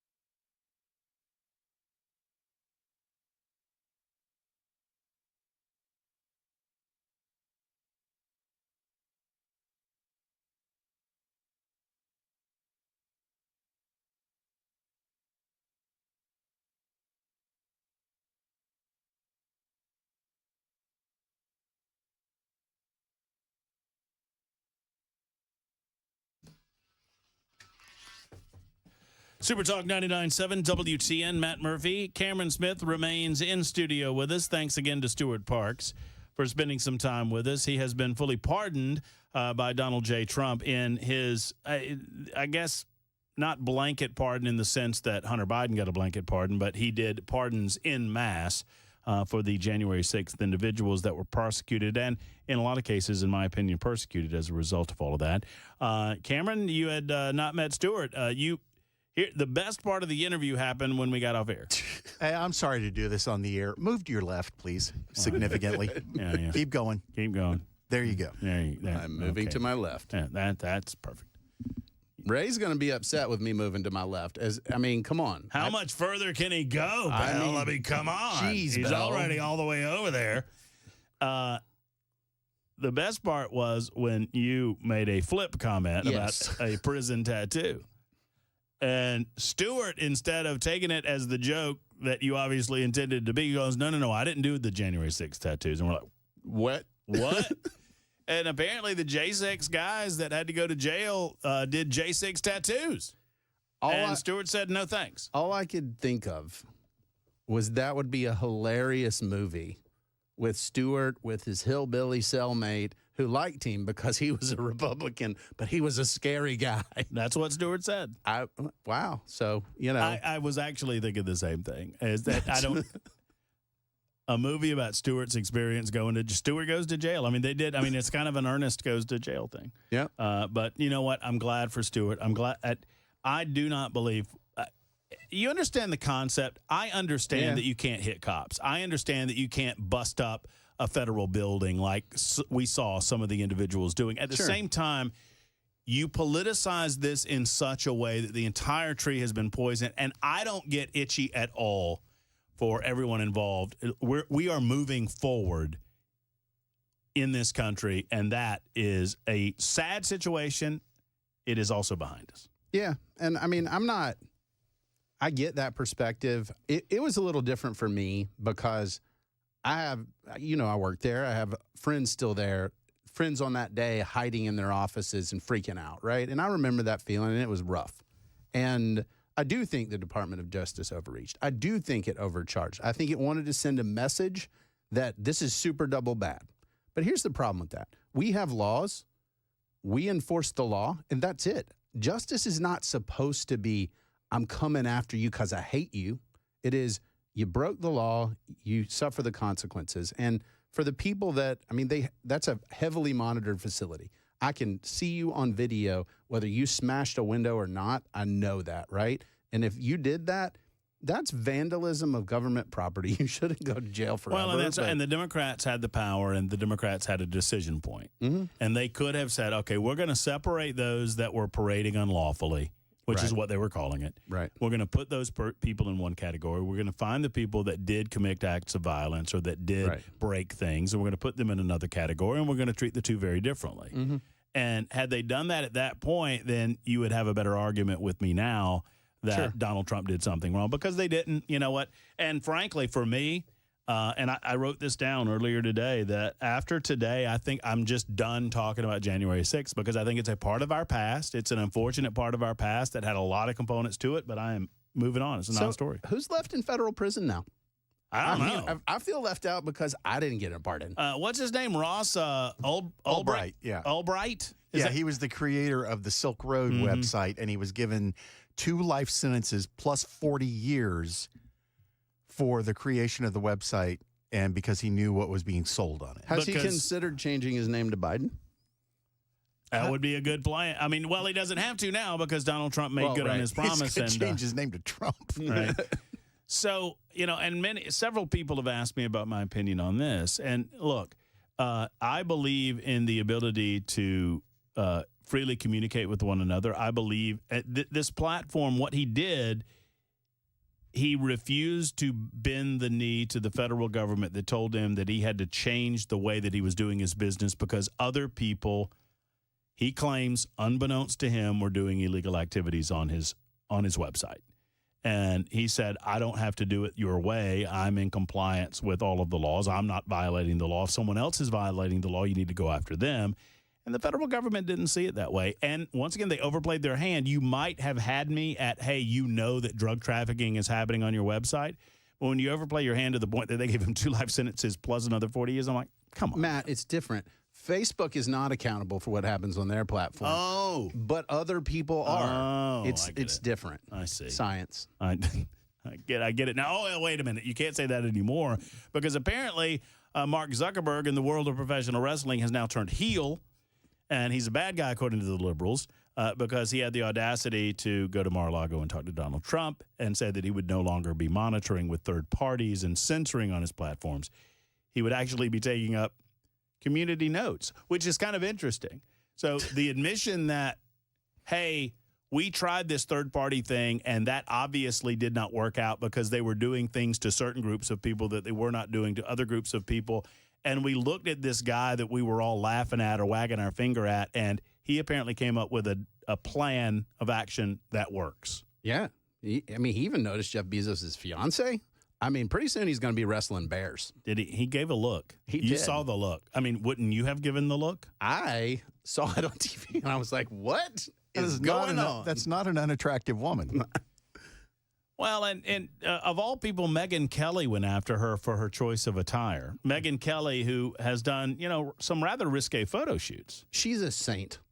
Megyn Kelly's a saint? That right now. Well, I mean, I'm just saying. I'm suggesting that maybe she's not the right person for the job. You're accusing her of hypocrisy?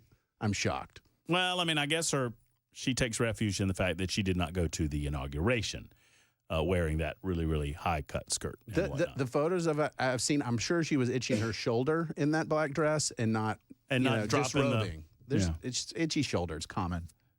Steve is next up. Let's talk to Steve. Let's put to bed our conversation with Stuart Parks with Steve. Hello, Steve. Well, hey, how you doing, Matt? I'm doing great, Steve. I hope you are. Well, I am. It's a first call of 2025. Is Stuart still in the studio with you? No, or he departed? I did not see your call early enough to get you on air, but Stuart has left the building. But I'm sure he's listening on the radio if you have anything directly to say to him. Well, I was just going to ask him while he's right there with you, how did he get through all this mess? Was it because he had a good family that was praying for him all the time, or did he know that one day he'd be on Matt Murphy's show, the #1 talk show? And I was going to ask him that. But you know what was funny? I'm his dad. And, you're his pop? Yeah. And I was just going to kind of put him on the spot. But what was so funny, he didn't tell you. And I like what Cameron said about them making a movie about that. Would be funny. They should. Stuart goes to jail. The day we took him down there, man, it was so so sad. But there was a funny moment where we're walking in to the where they bring you in to show up that day. And a guard comes out with an M16, and I'm just in jeans, a shirt, and I had him shaved, but Stuart's in a suit, and it's kind of funny. Stuart said, "It's me," and then the guard hollered to another guard, "It's the man in the suit." They thought he was my attorney. They thought you were the guy that was going to jail, and he was your lawyer. That's pretty good. Oh, yeah. That was a close call, man, I won't tell you. And I don't think I would have got 99.7 while I was in prison down there. That's funny. Well, look, you got a good young man that you raised, and he didn't deserve what he got. And I'm glad that he's going through this now. And I hope that he understands that there are a lot of good people in this country that felt that, whatever they felt about what happened on January 6th, that what ultimately became of that became a persecution and not a prosecution for many of those individuals. Yeah, I tell you what, I mean, it was really hard on us and on his mother, and I we had to really pray through this. But I'm like you. I told Stuart when he got out, we need to put this thing in the rearview mirror and just move on. Well, he gets the ability to do that a little more forcefully now with the pardon. And we asked Stuart, make sure he makes good on this, Steve. We asked Stuart to send us, when he gets like the copy of the pardon, I want to see what that looks like, because that's got to be pretty cool. Hey, I know it. I want to see it too. And it's just been a really amazing ordeal for all of us. And we just, we prayed for all the other ones, and my heart really went open to a lot of people that came out on visitation day, and you didn't have that long to see everybody, and then had to come back to Nashville and everything, and it was so sad, waving at Stuart, and he just didn't look the same, and it was just really hard. But now it's really great to have him out, and we're so thankful Donald Trump is back in, and things are looking up. It's a new day in the United States of America, Steve. Thank you for the telephone call, and tell Stuart we appreciate the conversation with him. There's Stuart's dad. I'm just glad Stuart had good paper, because I am too. I don't know what happens to you when you have bad paper, but I actually knew what that meant. No one is surprised. I've never been to prison. You know what? That tracks. That I'm surprised about. I've never been to prison part. But other than that. And Steve must be pleased with Stuart that Stuart declined the opportunity to get the tattoo, the prison tattoo, when he had it. Man, if I'm going to prison, I am getting tatted up. Stuart never paused. You were like, you made a joke about prison tats, and he looked at you and goes, well, no, I didn't want to do that because, hepatitis. That's what he said. He did. That's Exactly what he said. And we're like, what? He goes, no, some people at January 6th people got tattoos. I didn't want to do it. I'm like, oh, okay, well, that's new. 51 after the hour, we will continue to update you on Antioch High School. Very, very serious situation. There are reports coming out about the writings of the Antioch High School shooter, which indicated his plans and his thoughts before death. Pages of writings from the alleged shooter at Antioch High School shows a layout of the school, the weapons that he wanted to use, and his thoughts about why he wanted to commit a shooting. We will go over some of those with you coming up in just a couple of minutes. We'll also talk with Cameron Smith about some of the first day activities of Donald J. Trump and what his thoughts are on that. It's 52 after the hour on Super Talk.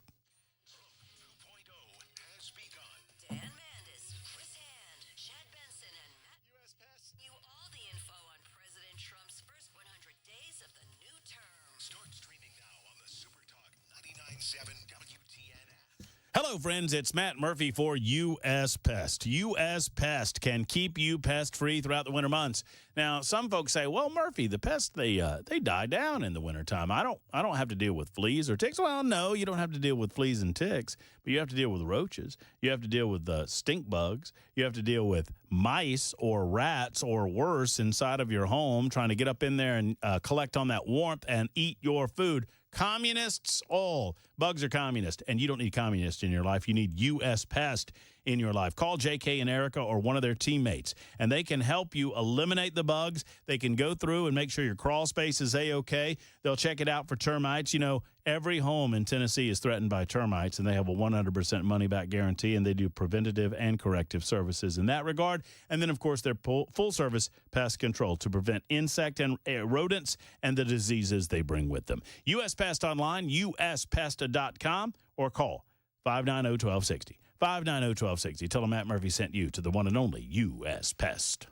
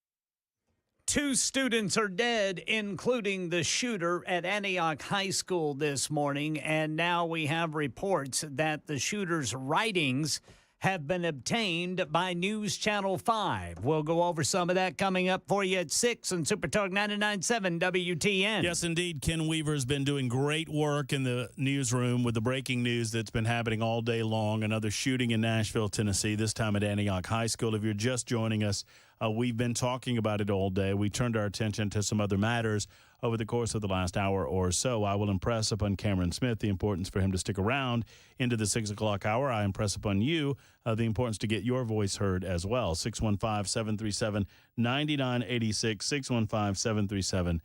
615-737-WWTN, either via the phone lines or the super text line. Are the Marines going to the border? I heard it from a source.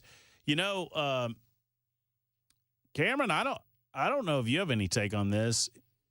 It's my understanding you declare a national emergency. The President of the United States has the ability to call up the National Guard, right? Yeah, that's Right? my understanding. And so it would be a surprise to me if he did not do that to enforce the national emergency that he has declared at the southern border. So we'll get into that in just a moment. That comes after the news, and the news comes right now on Super Talk.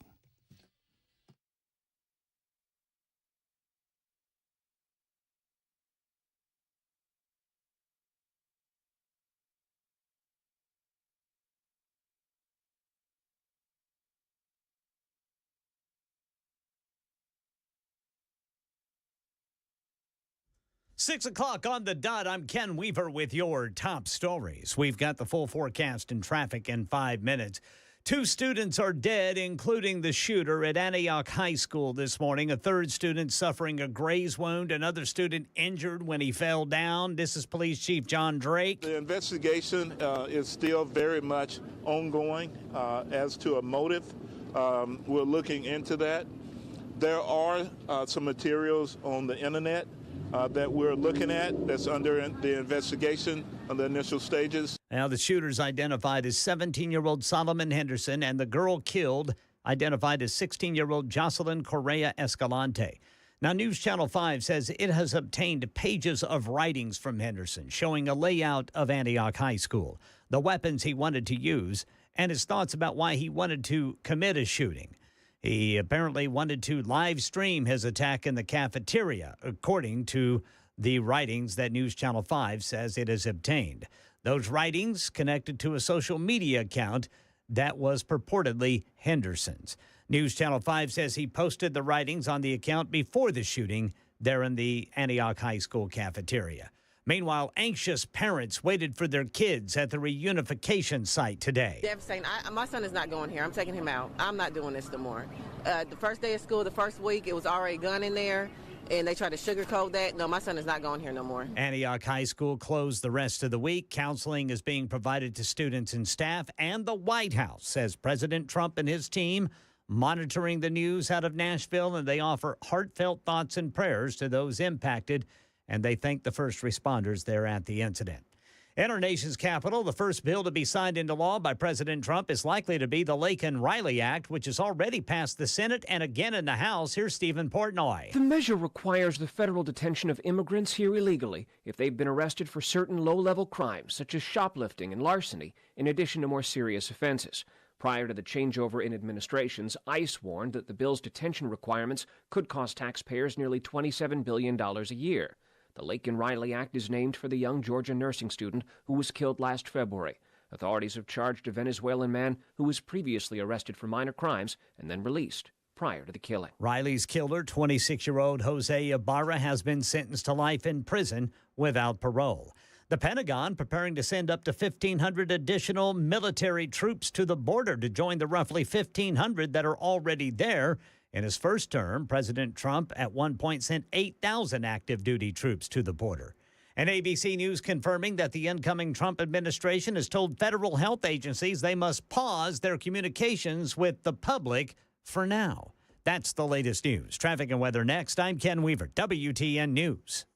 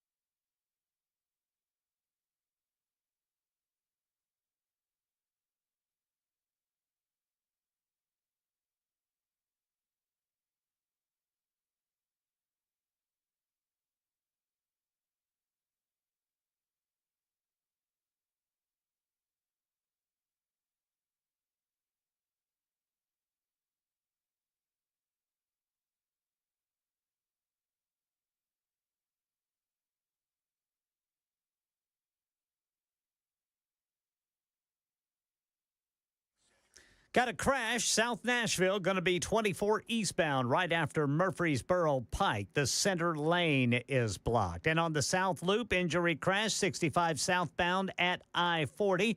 Rural Hill got a crash, partially blocking the on-ramp, 24 westbound from Bell Road. Traffic every 10 minutes every morning on Super Talk 99.7 WTN.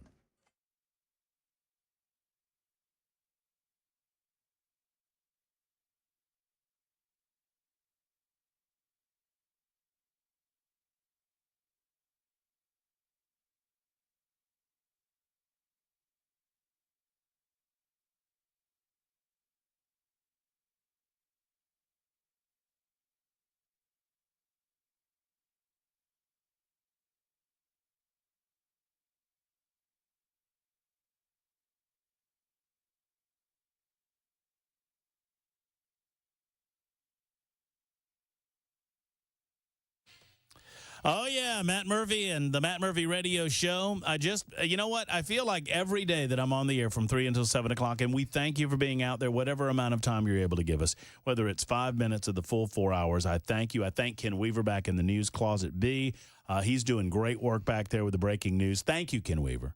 Thank you. You're welcome, Brother Murphy. Murphy. Man, you're doing great. We haven't talked a lot today, and I apologize for that. It's just been a crazy day. It's been a very crazy day, very sad day. It's a sad day for the citizens of Nashville, really for all citizens of Tennessee and the United States. I mean, sadly, we hear about these types of high school shootings, but this storyline just took a big turn in the last few minutes. Yep. With some of the motivations behind this shooter's intent being revealed. We have spent the better part of the afternoon making assumptions, and I don't judge anyone for making these assumptions. I was doing it along with you. By the way, Cameron Smith is also here. Hello, Cameron. Bell Kaeh is here in the absence of Chris Webber. He has the sniffles or some sort of malady that keeps him home. He's getting better on the mend. And Bell, I thank you for being present and accounted for and remaining headless. This is my show. If you don't want to show up, I'm going to come in. I'll take over. I'm producing. Let's make it happen. I don't have, well, maybe I have some issues with that, but not a lot.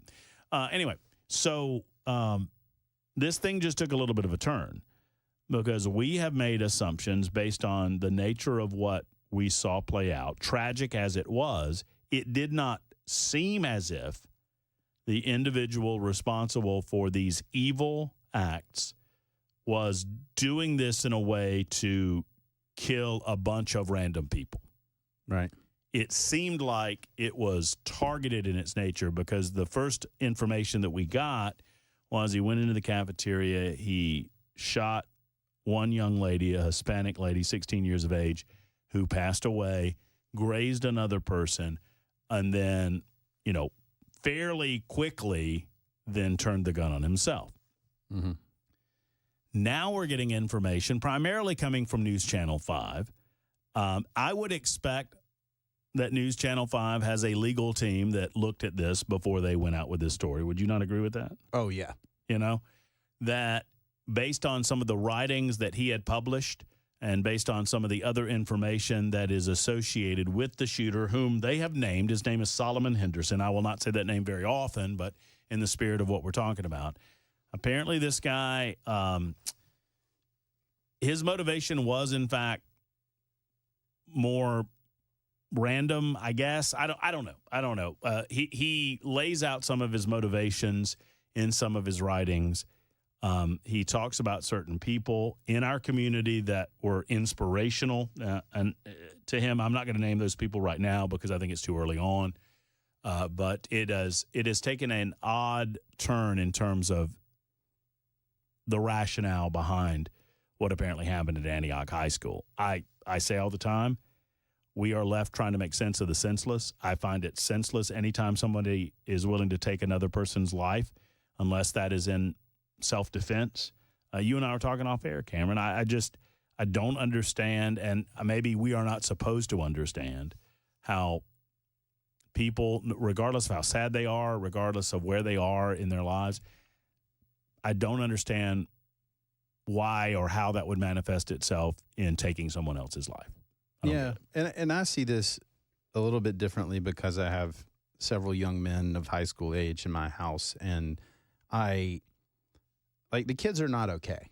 And I think that's something that keeps emerging in these shootings and other things like that. We see these manifestos, and there's a despondency, a loneliness, a detachment for a lot of people. And there's always been loners in high school. I mean, you know, back when 1,000 years ago when we were in high school, I mean, you knew that those folks existed. You try to be kind and polite. Sometimes you connect, sometimes you don't. But the proliferation of technology and the ability to be in your own world and not really have a connection, I think is one of the things that's enabling some of this stuff to happen.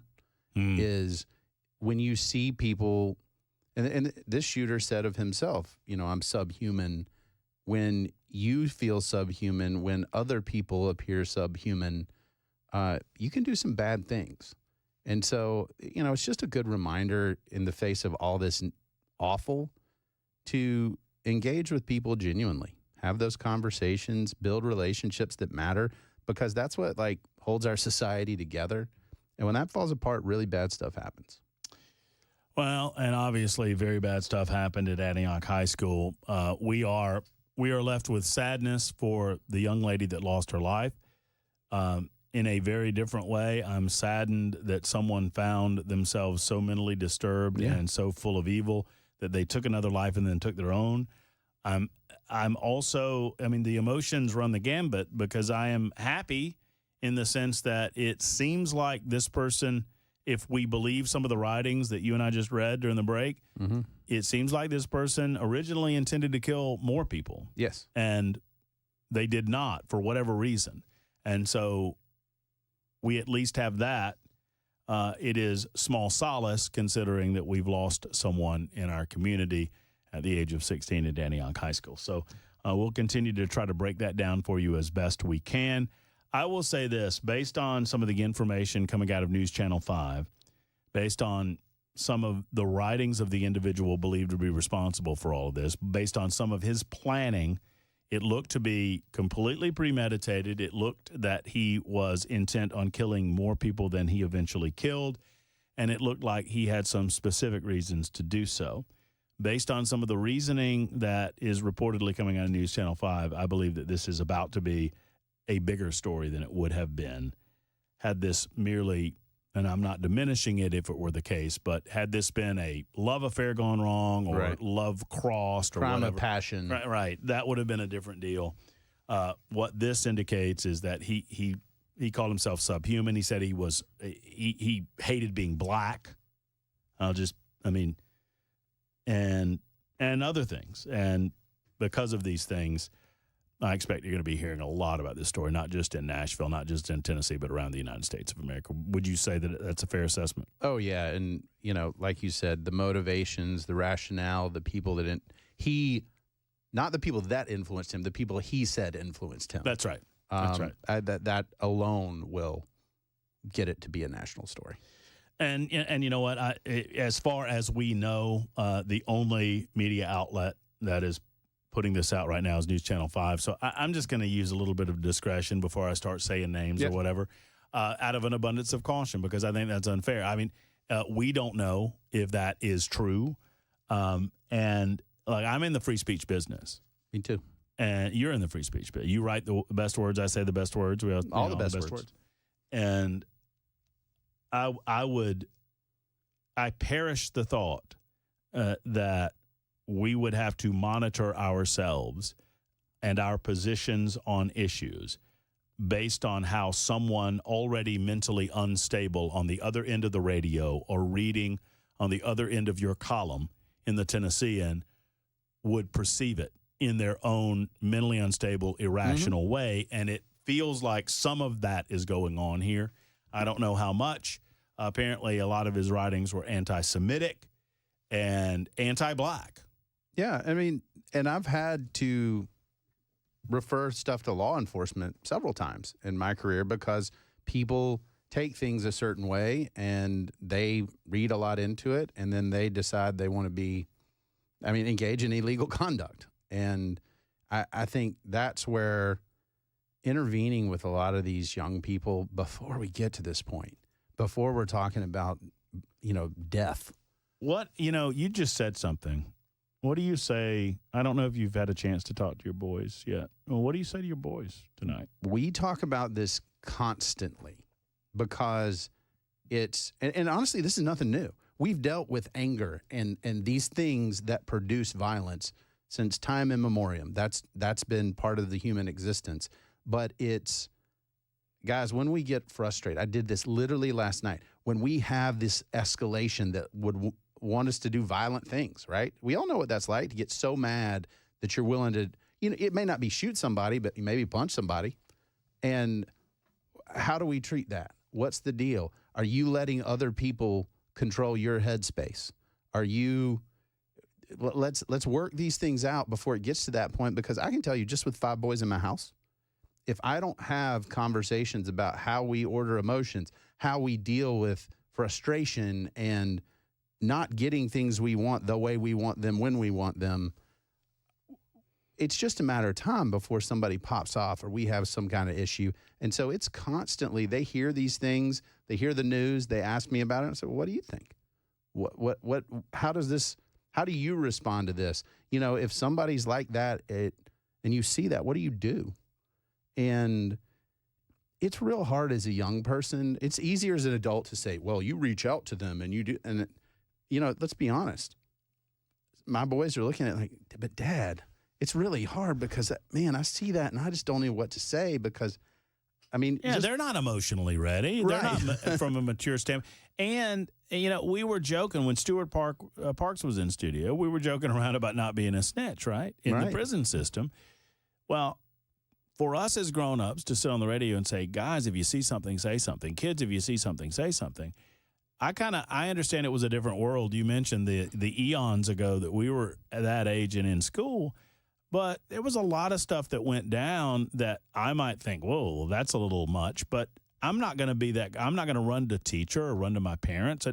And you never think in your 15 or 16 or 17-year-old mind that something like this is going to come out of it. But the last thing you want to do is to be that kid that ratted out that other kid because that other kid said something about killing somebody or whatever. Right. But nowadays, But every team, let's be honest about this, because I think a lot of times it's easy as adults to deal with the abstractions versus reality. Kids say, I'm going to kill you all the time. They do. I'm around a lot of kids from younger ages all the way through high school, and I can tell you, people get frustrated and they pop off and they say that kind of stuff. Okay, when do we take that as an actual threat versus hey, you're just making me mad? And I think that's an issue. Tennessee has that issue in law right now because they have these threats of mass violence that sometimes it's a kid popping off and just saying, I'm mad because they're reacting to something that happened. Sometimes it's not a joke. Sometimes it's not just a saying. It's, hey, I'm going to draw pictures. I'm going to go get a gun. I'm going to, like this shooter, right? They're going to do that. And how do you know the difference? Because now if a kid saw some of that stuff, they say, well, I didn't think they were actually going to do anything. Right. Or if you are a parent, I don't know what the answer is for parents. If you're a parent, I think it is so, I won't use the Covenant School example because it's become pretty obvious that there were a lot of red flags in that situation. But a more nuanced situation where that your kid is going through it and, maybe a little harder than most 14 or 15-year-olds are going through it, and you want to try to do something to make it better. This, I won't use it as a hard example, but it comes to mind the Georgia case in Winder, Georgia, where the father in that case was trying to help the kid, claimed that he was taking his kid to a shooting range because that was a way that they were bonding, and he seemed to respond well to it. Sure. The father has no idea of understanding that while he's trying to do that to connect with his child is using the dad to train to kill people. But that's what he was doing. And I understand that some of the specifics of that example might not jive. The point I'm making is it's easy in hindsight for us to say the parents should have seen it coming too. Well, the parent wants the best for their children, and the parent, I would think, would never want to believe that their child is capable of something like that. Yeah, and to be very clear, and this is just the way I take it, I will defend your Second Amendment rights all day long. But when it comes to having kids in your house, particularly teenagers with volatile emotions, you either, one, you should have gun locks on all the time. You either need gun locks or a safe, and those things need to be put away, and your kids should not have access to it, or you can have your guns at grandparents' house or something like that.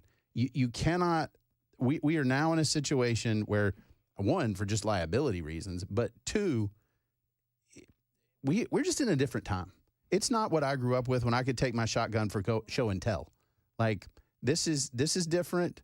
We need to be a little bit more careful, and I think that's wise. Even if you are an ardent Second Amendment supporter, use basic gun safety and know who has access to those things and have those conversations. You know, I tell the story all the time. I don't know everything that went into the dynamic that was created when I was a kid. There were a lot of things that went into this dynamic. But I grew up in a household, and I've told the story. My pa, I mean, we had guns. The bedroom that I slept in at my grandparents' had a gun rack with rifles in the gun rack that were loaded, right? His gun safe was actually a gun cabinet with a glass door on the front with the key always in the door. Yep. With all the gun. I knew where the pistols were. I also never remember considering touching one because I was convinced that he would kill me if I did, right? So we can pine away from those days in the past all we want. If you experience something similar to that, and many people tell me that they did, but that's not reality today. And those days are over. Yeah. And I don't wish it were so, but it is so. And there are so many factors that go into that we just can't go home again. We have to deal with the reality that we're dealing with today. And gun locks, a gun lock might have saved my brother's life. I lost my brother to suicide. He shot himself with one of our family shotguns.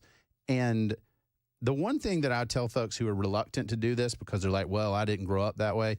Well, you know what it does? You can still go hunting. You can go shoot your targets. You can, if you like blowing up cow pies in the pasture, knock yourself out. But a gun lock stops you if you're in a bad place. You have to think about unlocking it. It's a breaker. And by the way, for those, and I see your comments out there, I'll give 7679 as an example. A gun locked in a safe will not save your life in a break-in or an attack. Mine are never locked. 7679, mine aren't locked either. Right. Not in my home. You know why? I got no kids. My dogs aren't going to grab. Mine aren't locked either. The dynamics change when you have different dynamics in your home. And I think most people. And there's even other ways to solve the problem. Like I had a safe that was a spring-loaded biometric door with a fail-safe that had a loaded gun in it in my house in Birmingham. And so I'd pop that bad boy. If something happened, I could be ready to go quickly. I mean, that's that. So, yeah, every circumstance is different. So, 615-737-9986. Bob says we can expect to hear crickets about the shooter. No, you're going to hear a lot about the shooter. Yes, the shooter was African-American, but based on these writings, you're going to hear a lot about the shooter in the next coming days. I promise you that. And once some of these writings come out, you'll see. 24 after the hour on Super Talk.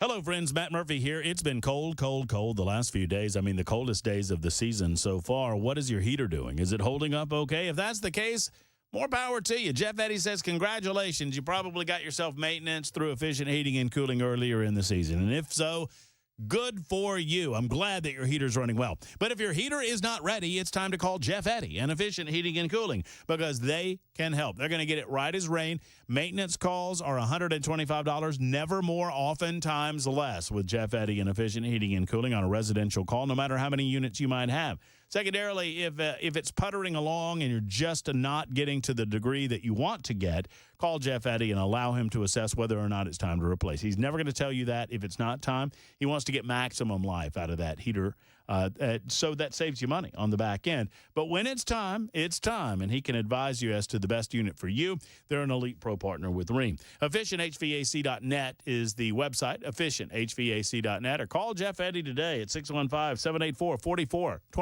for Efficient.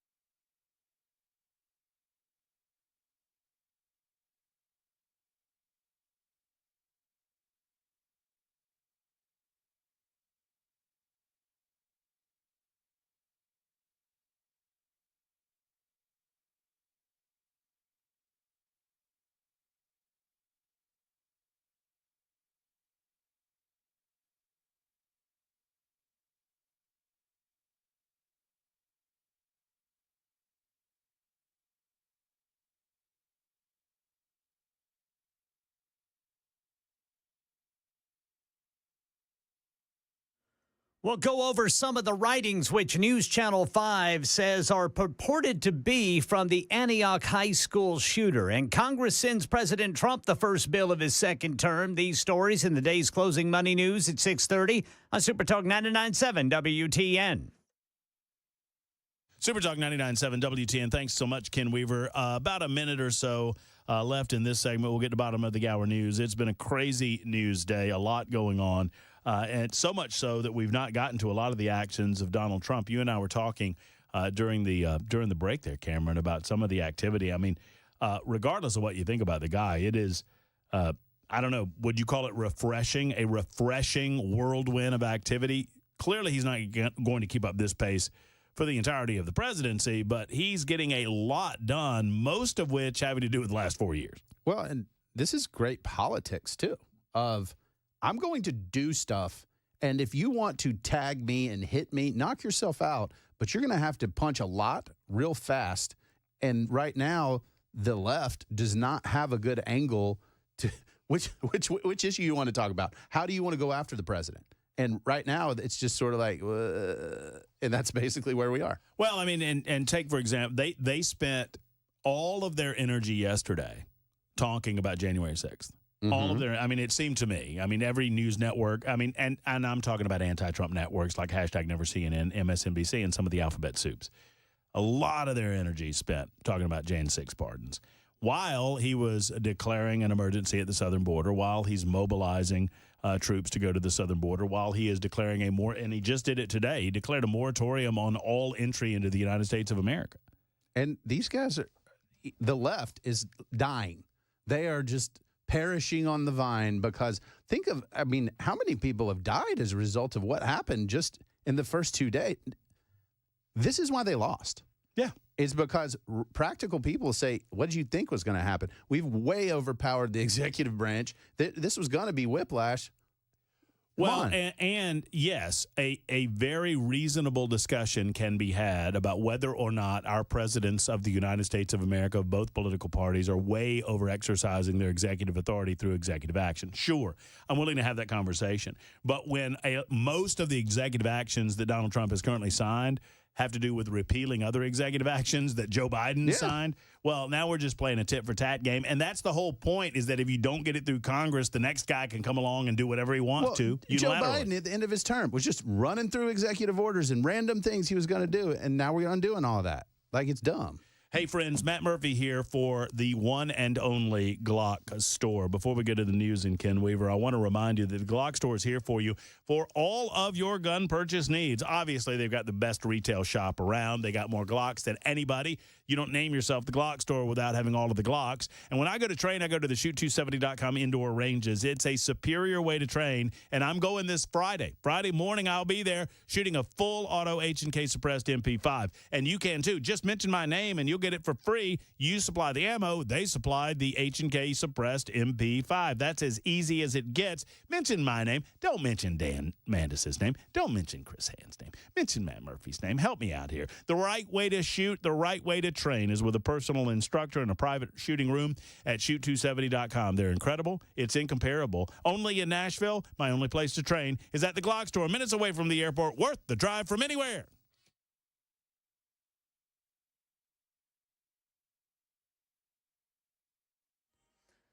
I'm Ken Weaver with your top stories. Got the full forecast and traffic in 5 minutes. News Channel 5 says it has obtained writings purported to be by the Antioch High School shooter. He's identified by police as 17-year-old Solomon Henderson. Police say he shot and killed a 16-year-old student, injured another student before turning the gun on himself, killing himself in the Antioch High School cafeteria this morning. News Channel 5 says they have pages of writings where Henderson allegedly writes that he was ashamed to be black. He allegedly did not like Jews. He posted a flyer from the Goyim Defense League, which News Channel 5 says is a neo-Nazi white supremacy group that visited Nashville this summer. Congress has passed the Laken Riley Act, an illegal immigration measure named for the young Georgia nursing student murdered by an illegal immigrant from Venezuela who had been arrested on minor charges but then set free. It is the first bill of President Trump's second term. Money News, Michelle Franzen. Tech stocks led a Wall Street rally as the indexes flirted with all-time highs. Investors were reacting to President Trump's AI Stargate venture, as well as stronger-than-expected profits for Netflix. The Dow added 131 points. The Nasdaq gained 253. The S&P rose 37. Netflix jumped about 10% after it said live events like football games and a Mike Tyson-Jake Paul fight helped it add nearly 19 million subscribers during the latest quarter. The streamer is also increasing prices. Procter & Gamble rose after the company reported stronger profit and revenue for the latest quarter than expected. Samsung is putting even more artificial intelligence into the next version of its Galaxy smartphones. The Galaxy S25 is supposed to have an AI companion that can understand requests, learn people's routines, and perform more technological tricks. Price $800 to $1,300. That's the latest news. Traffic and weather next. I'm Ken Weaver, WTN News.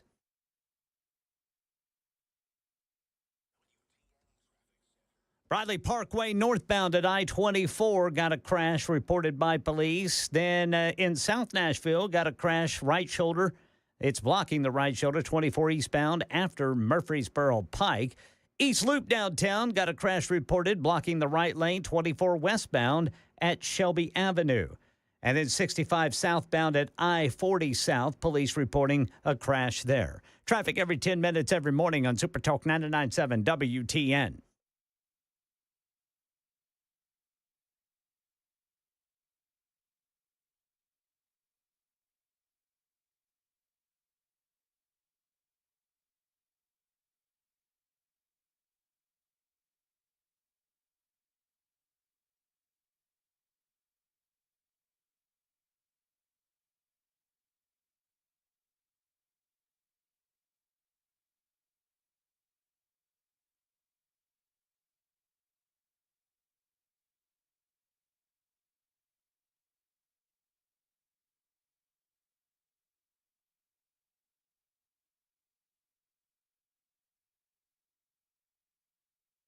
Hello, friends. Matt Muprhy for Savory Spice. There's a lot of bad news going on today. Let's talk about some good news.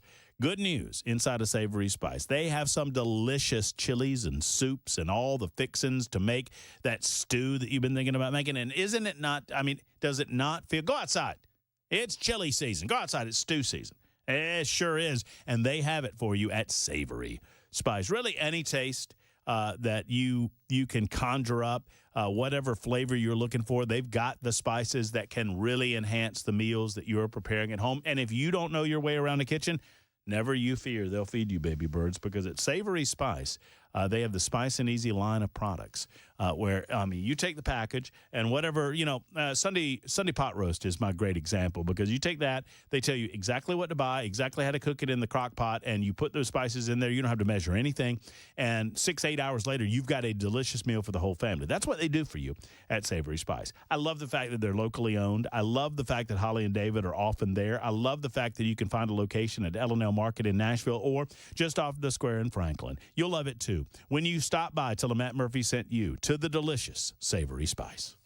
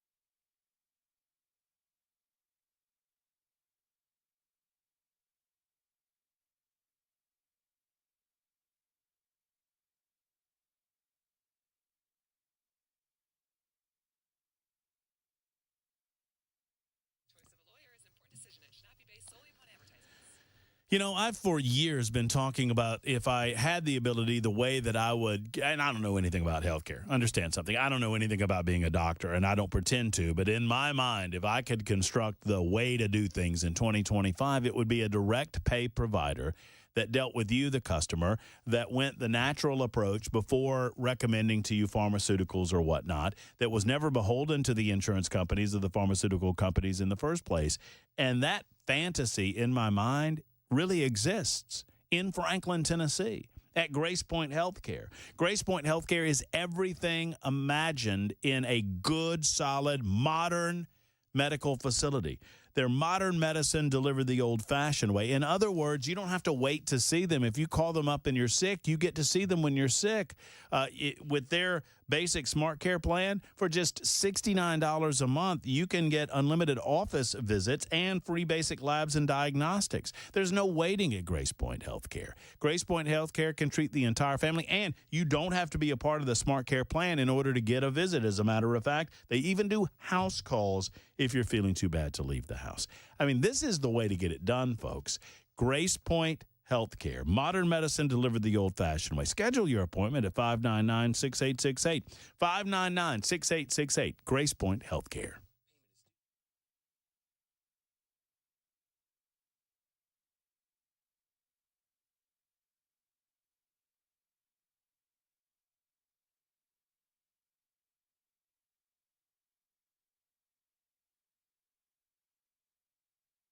Super Talk 99.7 WT, and I'm all about that. Man, oh man, you just said something. I've been on this tirade for years. I've been on a toot for years. I've said that it's as if Donald Trump has listened to the show. Bell Kaeh, you can confirm this. Have I not been saying for a year that if I had my way, that you would declare a national state of emergency on the southern border and you would declare a moratorium at least for 6 months, if not for a year, on all immigration? That was a common theme to the show. It was a common theme to the show. Bell Kaeh can attest to that. What are we doing? What are we doing? That's what we're doing. The thing. Now, you just said something. Oh, don't get me started. You get me excited. That's concerning. Y'all ready? Yeah. Eliminate the penny. Yeah. We don't need the penny. We don't need the penny. You know how much it costs to make a penny? I know. I do. It's ridiculous. It's more than a penny. It is. It's not even close anymore. It's 3 times the what it buys. I think it's now 3 cents to make a penny. It's almost 3 cents to make a penny. The Doge account just tweeted out that Did they? The Mint, yes, that it cost $176 million in fiscal year 23 to mint the penny. Okay, so why don't we eliminate the penny? We are at a point in our society where we don't need the penny, and everybody's thinking, "Oh, they'll take advantage, Matt." How? Oh, you can still work on the penny system. We also used to have a half penny, by the way, just in case anybody knew, and we eliminated that. You still work on that one base. You just, at the end of the transaction, if it ends up being a 1 or a 2, you round down to a 0. If it's a 3 or a 4, you round up to a 5. Yes. Well, they'll make it where it's always a 3 or 4. Okay, so they get an extra 2 cents out of you. But think about, we could hoard pennies, and 100 years from now, they'll be worth 4 cents a piece. So, I think I can remember some of this. Like 80% of all the pennies in existence are in homes, automobiles, or lost. Yeah, here's a radical idea. Why do we need coins? We spent $176 million to mint just shy of 59 million pennies. Let me tell you about this. Have you all heard of Venmo? Get rid of the pennies, man. What's that? I mean, why? Well, no, because the people, they're trying to get us away from the monetary. No, we're not. You're digitizing our. No, you can digitize all you want there. Yeah. Rhino boy. Yeah. We pretty much already are all digital. Well, when was the last time but most people don't carry cash. I only carry around gold coins. Okay. Clink, in a little satchel. And I ut off little pieces of the gold coin and give you fragments. Call me when you're carrying around bars. Who did the bit? Was it Jim Gaffigan that did the bit about? Oh no, it was Louis C.K. That's why it's vague to me, because he got canceled because of that was his fault. But he talked about back in the old English times, where they would have just a random sack of money. Yes. A pouch, a coin purse. I don't know that it was Louis C.K. It was some comedian that was like, "Oh, go do my bidding. Here, boy." And, "Oh, thank you, sir." And he'd run off. All the pirates did that. Well, right. The balloons. And they can't hand it to you. They have to toss it to you. Oh, that's exactly right. In the side. Yeah, ching. Oh, so if you're hearing this discussion right now and you're thinking that we need paper money, you probably have a sleeve somewhere full of $2 bills. Mm-hmm. And you're like, well, this is This is going to be worth something someday. What do those cost? $3 each? Can we just start with can we take this long journey with a single step? I don't want to blow people's minds like you blew their minds with the whole raccoon idea. Yeah. Which I'm still. It's happening. What is it? I got to get the one-pager finished. I got it about halfway done. Come on. And who we're going to get? We're going to get Jack to carry it? We've got to talk to the majority leader. The people. Education Freedom Act can wait. Well, no, that's fine. Get that out of the way with the special session. Then we can get on to the real business. I've got time. Of legalizing raccoon ownership in the state of Tennessee. Yeah. Long live Davy Crockett. Somewhere there's somebody that's gone through the bureaucratic process of becoming a licensed raccoon owner. And I want to know you and understand how we can fight the power together. I love watching these Instagram reels where they've got people are showing off their pet raccoons. And I'm like, man, the cops are going to show up, take that animal, or shoot it, one of the two. Yeah, I don't want a squirrel, but man, a raccoon with those opposable thumbs. Yes. I mean, and if I could get it young and train it. Right. Well, you got to get it young because I got to make sure that we don't have the rabies. I mean, that my only concern with it, and I know you don't like talking about it because it brings it up, but is that if the raccoon has the rabies, we're not going to know until the raccoon. But then you got to. I guess if the raccoon scratches you, then the raccoon's got to go. I mean, I don't know. I don't know how it works. Raccoons are jerks. Let's be honest. If you've ever encountered one, I've encountered several, and I've yet to meet a nice one. Have you ever watched that video where the raccoon gets on the hood of the car that's moving and jumps off the hood? And you're like, it's bad. It's awful because that raccoon is no more. Yeah, raccoons are crazy, angry critters. Yeah. But I just imagine that if I could get one as a baby. As a baby. They're super smart. Yeah. And wow, this could be revolutionary. Bring it up right. Bring that raccoon up the proper way with the little opposable digits. They could probably run the federal government at some point. Channel the raccoon's energy and intelligence for acts of good. Yes. Raccoon, go make daddy a bourbon and ice. Yes. And there goes the raccoon making daddy a... They can do it. With the thumbs. Yeah, they can open up the bar and everything. And some people will have AI and be walking around Tennessee. I'm going to have a raccoon. And mine's better. Why would you not just go the extra step and get a chimpanzee so they can make you pancakes and burgers? Because I'm from the South. Oh, well, okay, fair point. Mm-hmm. I had a pet, 0785 said, I had a pet raccoon when I was a kid. I got it when it was a baby, and it was housebroke. It was as good as any dog or cat I've ever had. See there? Done. Right there. Bingo. I got 5 boys in my house. A raccoon is easily the safest thing that could be in there. All right, so eliminate the penny and promote the concept of pet raccoons and make it legal to own a raccoon as a pet in the state. Without having to ask for government permission. So what are we going to say when they bring up the rabies thing? That's what we've got to figure out, me and you. Well, yeah. We got to figure that out. We can work through it. You get them vaccinated the same way you would a dog or a cat. Well, my point is, I don't think the vaccinations take with raccoons is the problem. I might be wrong on that. If you trap that raccoon, one, that raccoon's going to hate you because nobody likes to be trapped. But two, you're taking your chances, and we've got to start having people live with the consequences. Okay. That's good government. I mean, I get it. I'm with you, but I'm saying that there will be some major objections on the rabies front. I have a question about passing laws. When is the Senate and the State House going to take up juveniles not being able to give up their rights? Waive their rights. We got to talk to Jack. We got to get. We got a lot to do. A lot of legislation. We got Peace Act. We're fixing that. These are not well. And William Lambert was in earlier this week, and he said they're going to make adjustments to it. Yeah, you and I talked about that offline. They're going to adjust the one. He says, and this makes sense to me, that right now littering is illegal. Fine, and intimidating or threatening based on racial characteristics or whatever is a felony. Yep.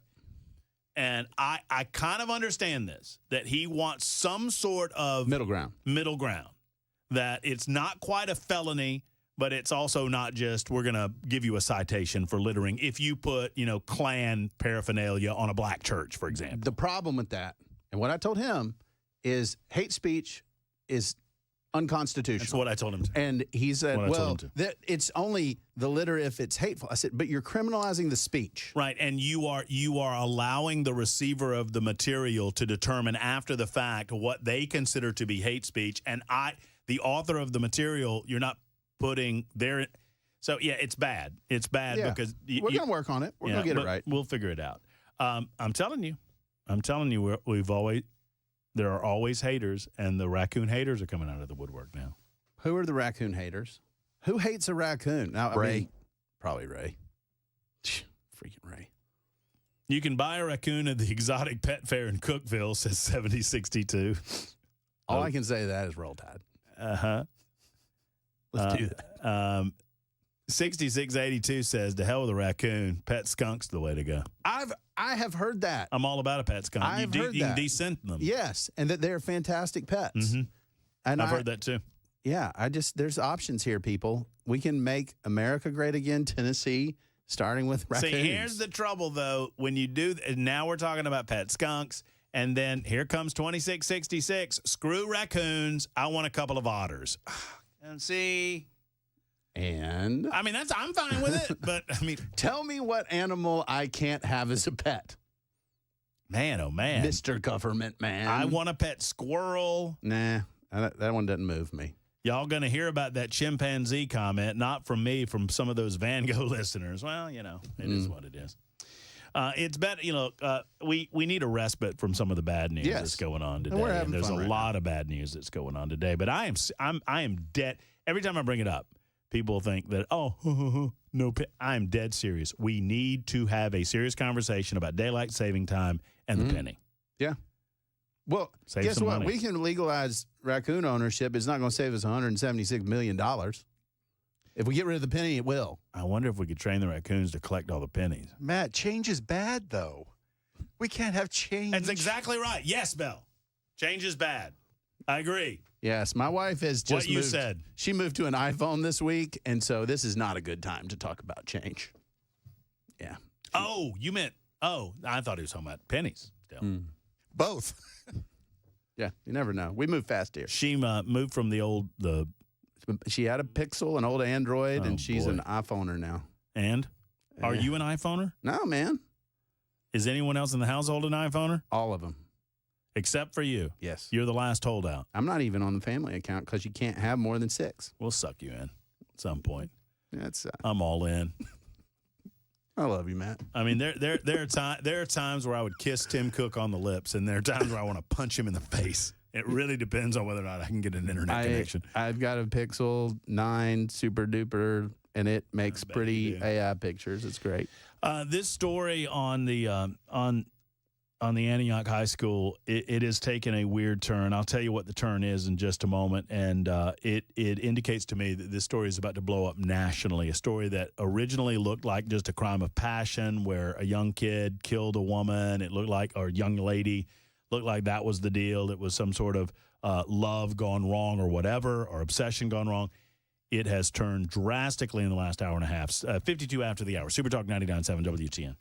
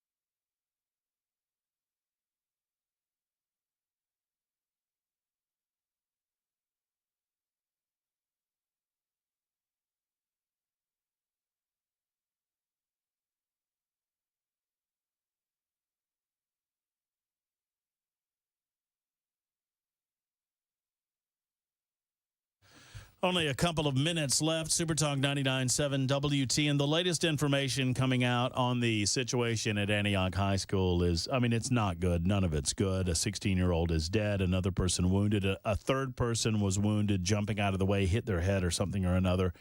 Both of those individuals are going to be okay. The shooter that committed the dastardly act killed himself before taking any other lives, although it appears that was not the original plan. If you believe some of the things coming out about the writings of the individual, this person indicated that just very anti-Semitic, frankly anti-black, although the person was African-American, and called out a number of names as quote-unquote inspirations.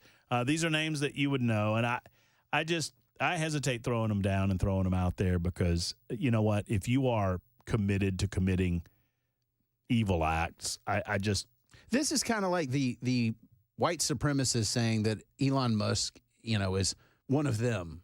Well, no, he's not. No, he's not. He just did not. something that you want to believe is something. Right. And that's when a crazy person does this kind of stuff, it's not typically the quote unquote inspiration's fault. Right. It is theirs. Speaking of inspiration, let me tell you this. Our conversation about raccoons and raccoon ownership in the state of Tennessee, our man Chad Benson happens to be listening from noon to 3, the Chad Benson Show. And he said he is a good dude. And he said that he's owned every creature known to man at one time or another. He said, I've owned every animal you can think of. Raccoons are easy to train, but they are like drug midgets. And now I want to know, what is a drug midget? Well, if you got to know, then you don't know. You know what I mean? I mean, is a drug midget like a drunk midget? It's different. Can I say midget? I don't know. No, actually, now you can. You can say whatever you want. No. Donald we got the new guy. No, Donald Trump's president now. I'm pretty sure that he issued an executive order saying all FCC guidelines are gone. It was an executive order? Okay, there we go. He put the new guy in charge, the new FCC commish, Brendan Carr, I think his name is. Oh, yeah. Did you see that exchange with Brendan Carr online? He totally owned this guy. Like, Brendan Carr said, hey, we're going to do these things. We're going to bring freedom back to the process. And some guy goes like, yeah, that's really easy for you to say now that Donald Trump, why didn't you do this before? You're just doing it now to make good with Donald Trump. And Brendan Carr's like, I've literally been FCC commissioner for 2 hours. It's like, oh, okay then. All right, we're going to legalize raccoons, skunks, and any other God's creatures that you want. Educational options. There's so many great things going to happen. No more pennies. Yeah, we'll get it done. That's going to wrap it up for us today. Until next time, Mark Levin's up next. So long, everybody.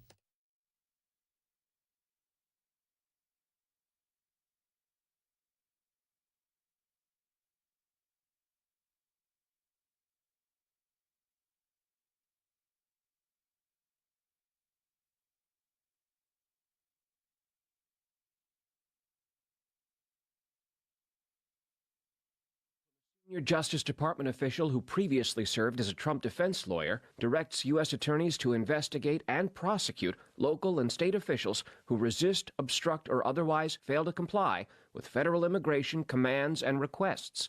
A number of senior career officials in the department have now been reassigned by the new leadership to a sanctuary cities enforcement task force. They've been told if they don't like it,